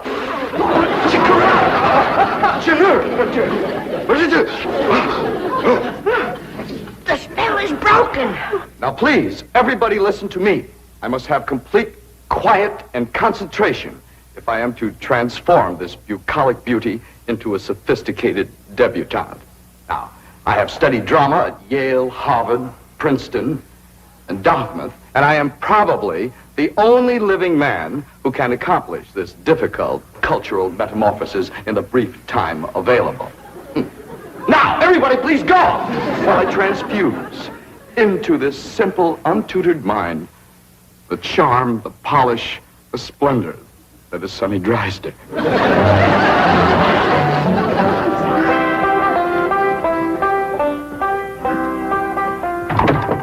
Jed? Hi, Granny. Is Ellie and Sonny still in that room alone? He was the last time I was listening, a couple hours ago. They was talking about the rain in Spain, a land in the plain. Well, I guess he can't be up to no nonsense if they're talking about the weather. Doggies, I can't wait to see Ellie all polished up and talking like Sonny and Miss Jean. While you're waiting, I got something for you. What is it? A love charm. What in the Sam Hill I want with that? It ain't what you're wanting, it's what you're getting, a woman. And it's high time you got one, being a widower. Besides, the moon is right. That's why this stuff is working so high-fired powerful. So here. Well, I ain't interested in none of these la-di-da Beverly Hills women, so here. Well, they're interested in you, so here. Who said? Jethro says. Jethro don't know nothing, so here. I reckon Jethro ought to know what's going on in his own school. Besides, I saw her making sheep's eyes at you, so here. You caught who making sheep's eyes at me? Mrs. Millicent Schuyler Potts, that's who. Oh, now. You did? Educate a woman like that? Jethro says she asks for you every day. Oh, what she want with an old mountain goat like me? I was to put a little starting powder in there, and you was to say the magic words. No woman could resist you. I don't hold with stuff like this. You're scared, ain't you? Oh, I ain't scared. Then go ahead. I double dog dare you. Well, Open the pouch a mite. well, this is just a lot of doggone nonsense. Close it tight, clamp it to your heart, and say the words.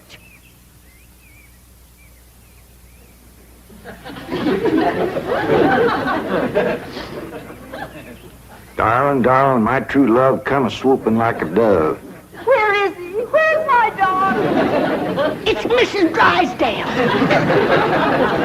Where is he? Oh, where is he? Oh, I tried to stay away, but I could not.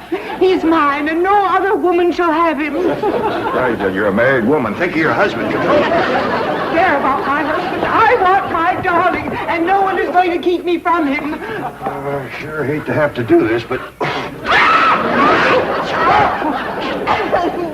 Sonny, where are you, Sonny? He's inside with Ellie Mae. Now, if you just calm yourself down, I'll go and get him.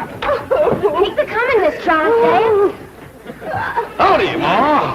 Was you a-hollering for me? They brainwashed you. I think I heard the phone in the kitchen. Hell, you'll get it. Now sit still. This here is the tricky part. Huh? Oh, there's a telephone call for you, all the way from Luke Short's general store back home. Is Luke on the phone? Knows her, but the widow Polk is. Uh-oh. She'll be wanting to know if we seen her boy. Wish we had good news for her. That ain't no account, young'un. I wish he would show up. I'd hickory stick him good. Granny, you mean Johnny Polk that used to play the guitar and sing? Don't call what he done singing. A bullfrog makes the same noise and you can eat his legs. Lazy, shiftless, no account. That's Johnny Polk. Let his ma work her fingers to the bone for him and ain't hardly wrote to her in 2 years. Sit down, I'll cut your hair. Oh, I don't need a haircut, Granny. I'll decide when you need a haircut. Now sit down. That's the trouble with the young'uns today. You give them everything fine, and what do you get for it? A lot of back talk. All spoiled rotten, that's what you are. Granny? Widow Polk thinks her boy's coming in on a train today. Is Jethro around? He's cutting wood. I'll fetch him. Get up from there. You don't need a haircut. Spoiled rotten. All of you. That's what you are. Gimme, gimme, gimme. That's all you know. Boy, Granny sure isn't a tizzy all with Johnny Polk. Yeah, just the mention of his name sets her off. And when she's going, she can build a barn out of a berry box.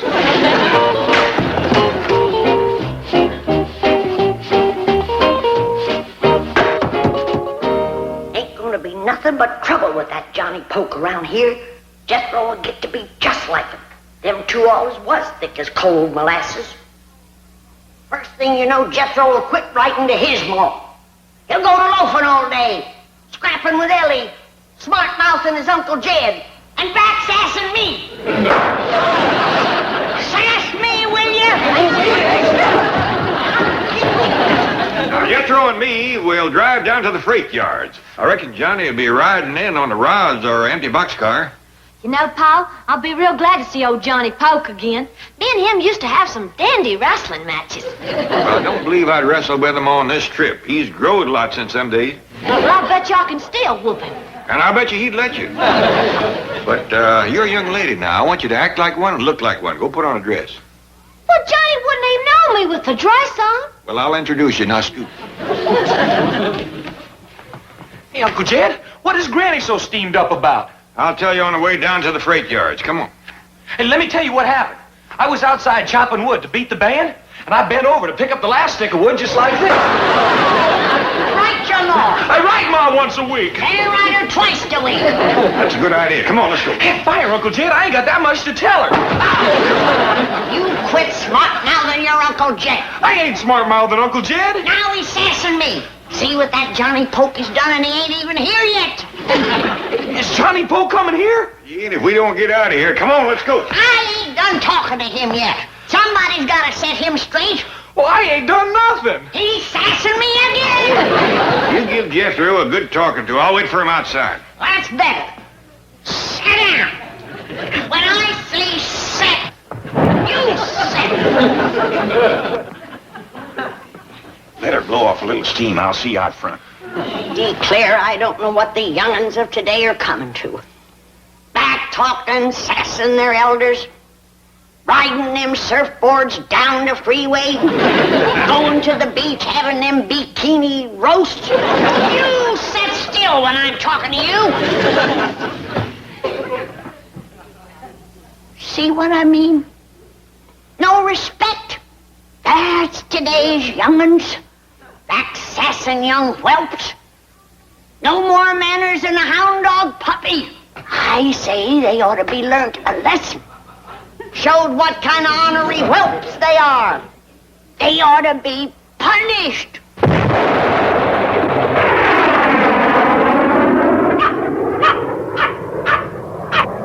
Jethro. Jethro.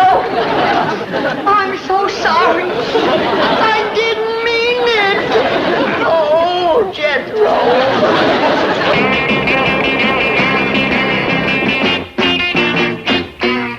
I'm a dragster's whale. I'm a rocket's tail. I'm a bargain sale. Have a great big helping of me. I'm a whaling fool. I'm the end of school. Baby, play it cool. There you go, kid. Thank you, Johnny. You're the greatest. Ain't that the truth? Keep the line moving. My mother and I got on the train in Salt Lake City, but it's taken all this time to get back here to your car. Crazy. Keep the line moving. I'm president of your Omaha Fan Club. Like, wow. We took up a collection so I could come out and see you at the Hollywood Bowl. You got a ticket? No, not yet. Here you go. Johnny! Hey. That'll be $5. All right, girls, the train's coming into Los Angeles. Everybody out. Oh, no! Now you can see Johnny at the Hollywood Bowl. Now, come on, back to your own cars. Your parents are probably looking for you. And keep buying my records, you hear? And them Johnny Poke guitars, and Johnny Poke sweatshirts, and Johnny Poke charm bracelets, and anything else got my name on it. Okay, Johnny, time to get into the old clothes. Oh, man, I don't want to do that freight yard bit again. Listen, you got 10,000 screaming teenagers waiting for you at the L.A. station. I'll let them have a thrill. I kind of like them girls grabbing at me. I bet. And I've got a contract to deliver you to the Hollywood Bowl in one piece. Now, you do as I tell you. Just a minute, Mr. Manager. You are talking to Johnny Poke, the greatest singer ever to come out of the hills. Listen, you gully jumper. You take away your echo chamber, the guy who plays the guitar for you, the 10-piece band, $250,000 worth of publicity, and my brains, and you'll be back in the hills where I found you calling hogs. Now get into those clothes. You're getting off at the freight yard as always.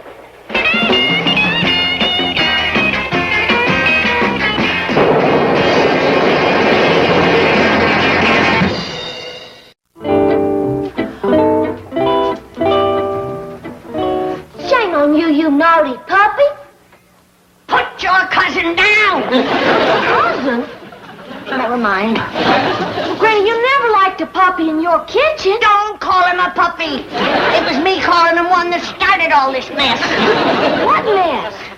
Do as I say, child. Don't push me and don't rile me. My powers today are something fearful. Granny, don't you want to take the little critter back to his mom? No. I don't want Pearl to see him looking like this. Pearl? You talking about Aunt Pearl? Never mind now, child. Run along and leave this boy to poor old Granny. I've got a humdinger of a spell to break.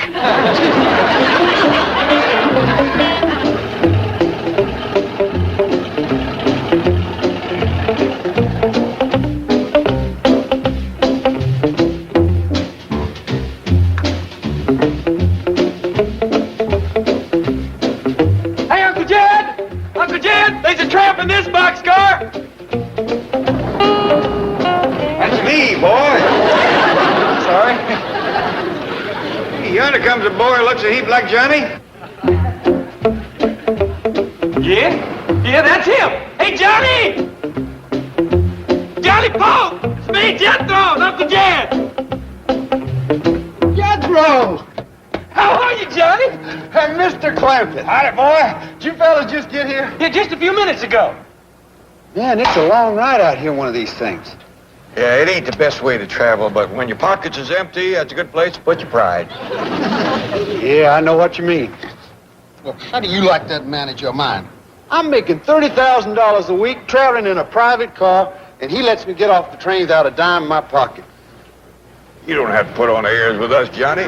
We your friends. We home folks. We don't care if you're busted. Busted? Man, I'm rich. Oh, you think these are my clothes? No, I just wear these to get away from the girls. I got 50 suits on board that train.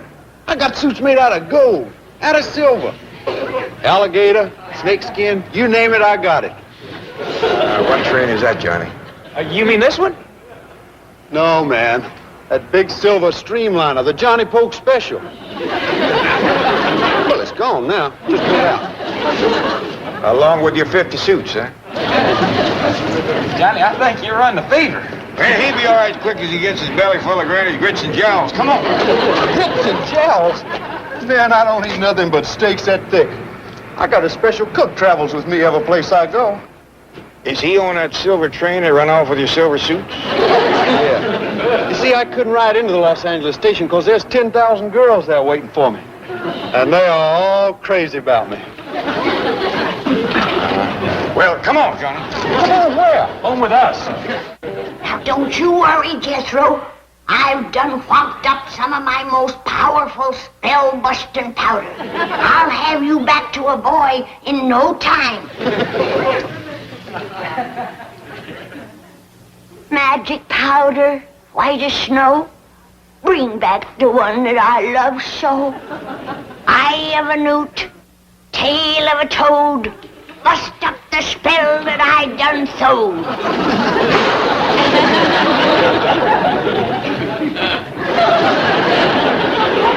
Jethro, I've done everything I can. I've got to call on a higher power for help. Don't you worry. Everything's gonna be fine.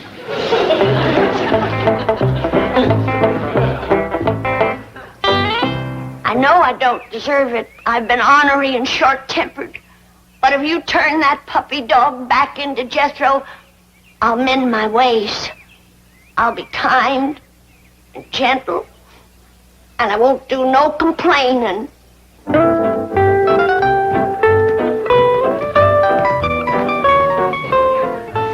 You must have got into the flour. I'd best get you out of here before Granny sees the mess you made.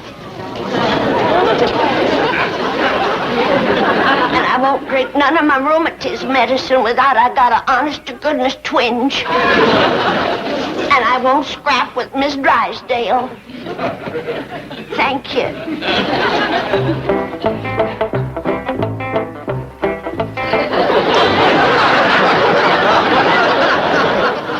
That ain't him, but it's a step in the right direction.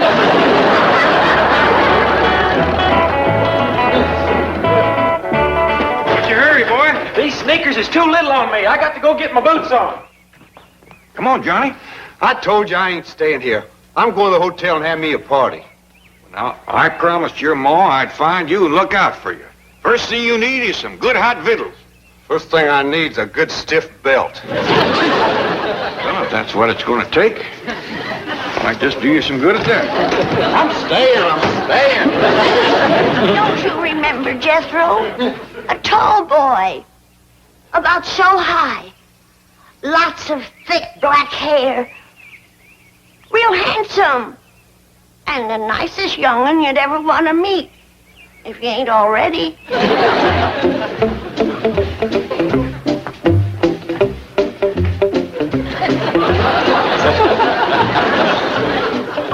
Please, fetch him back and take me.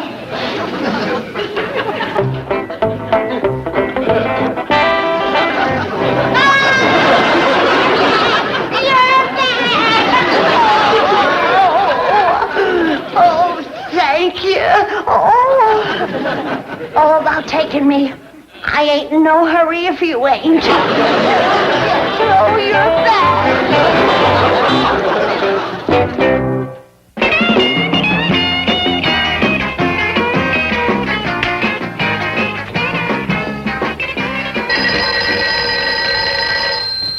Hello. Johnny, I told you to come straight to the hotel. Where are you? You ain't gonna believe this, Eddie, but I don't know where I am. Now, you listen to me, Johnny Polk. You get over to this hotel and sober up. I ain't touched a drop, and I'll be there quick as I can make it. I sure got no reason to hang around here. Hi there, Johnny. Remember me? I'm Ellie Mae. We used to wrestle when we was little. I hear a girl's voice. That means trouble. You've got a show to do tonight. Now, get over here. Cool it, Eddie. I'll see you at the bowl. So you're little Ellie. Yep. Granny says tell you the victuals will be ready directly. Crazy. But Pa says first, you got to write a letter to your mom. Well, I'd rather wrestle. Well, Pa says I ain't supposed to do that no more. Here's everything you need. Honey, I don't write so good. Oh, well, I'll write it for you. Tell me what to say. Oh, baby. Do you, Ma? Ain't that heavenly? Oh, and speaking of that, I still ain't in no hurry if you ain't. And I've mended my ornery ways like I promised.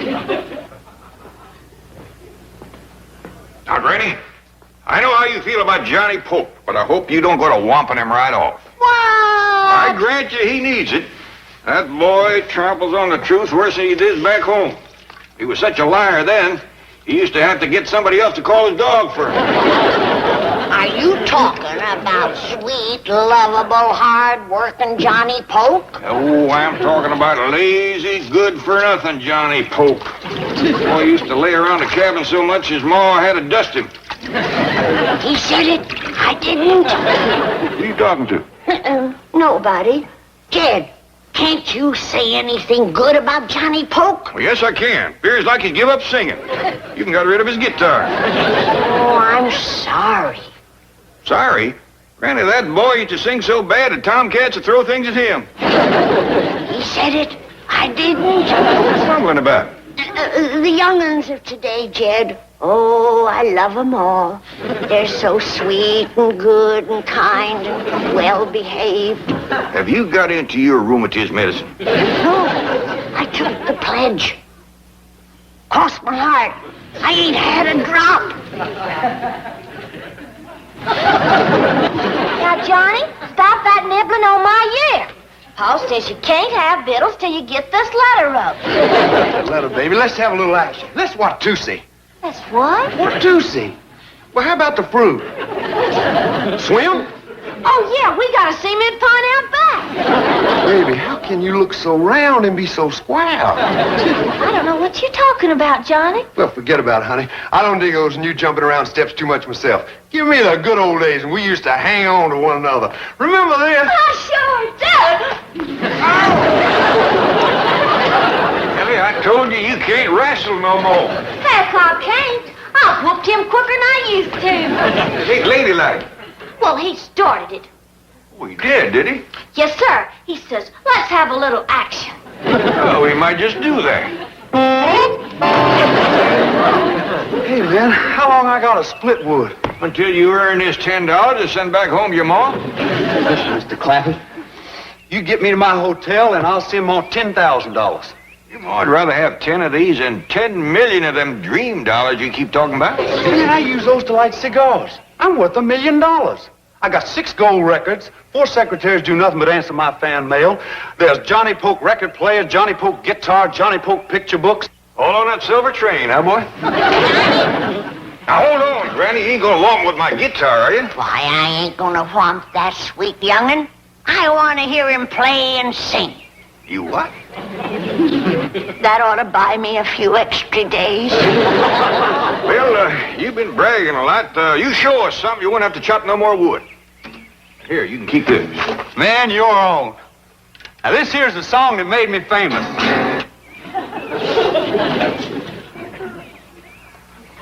Well, I'm a dragster's whale, and I'm a rocking tail, and I'm a bargain sale. Have a great big helping of me. You didn't hear me at my best, Granny. I thought you was fine, Johnny. Well, I didn't have no microphone out there, and I didn't have no electric guitar. You was just dandy. You ought to hear me with the echo chamber and a great big band and chorus backing me up. I'd flip you. I'm so good I flip myself. I'll take your word for it, Johnny.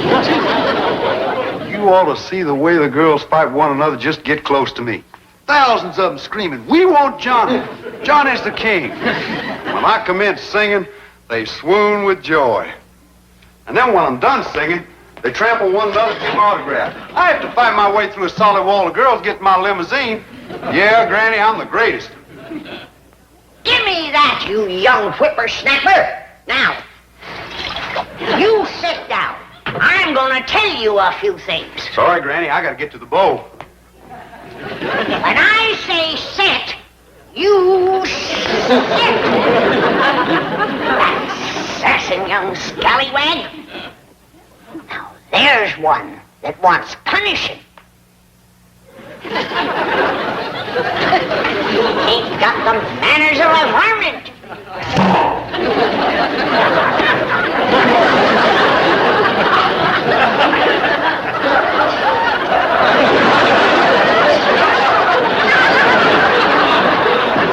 Johnny! Johnny! Come back! Johnny! If you're going to take me, now's the time. I'll never be able to face the widow Pope.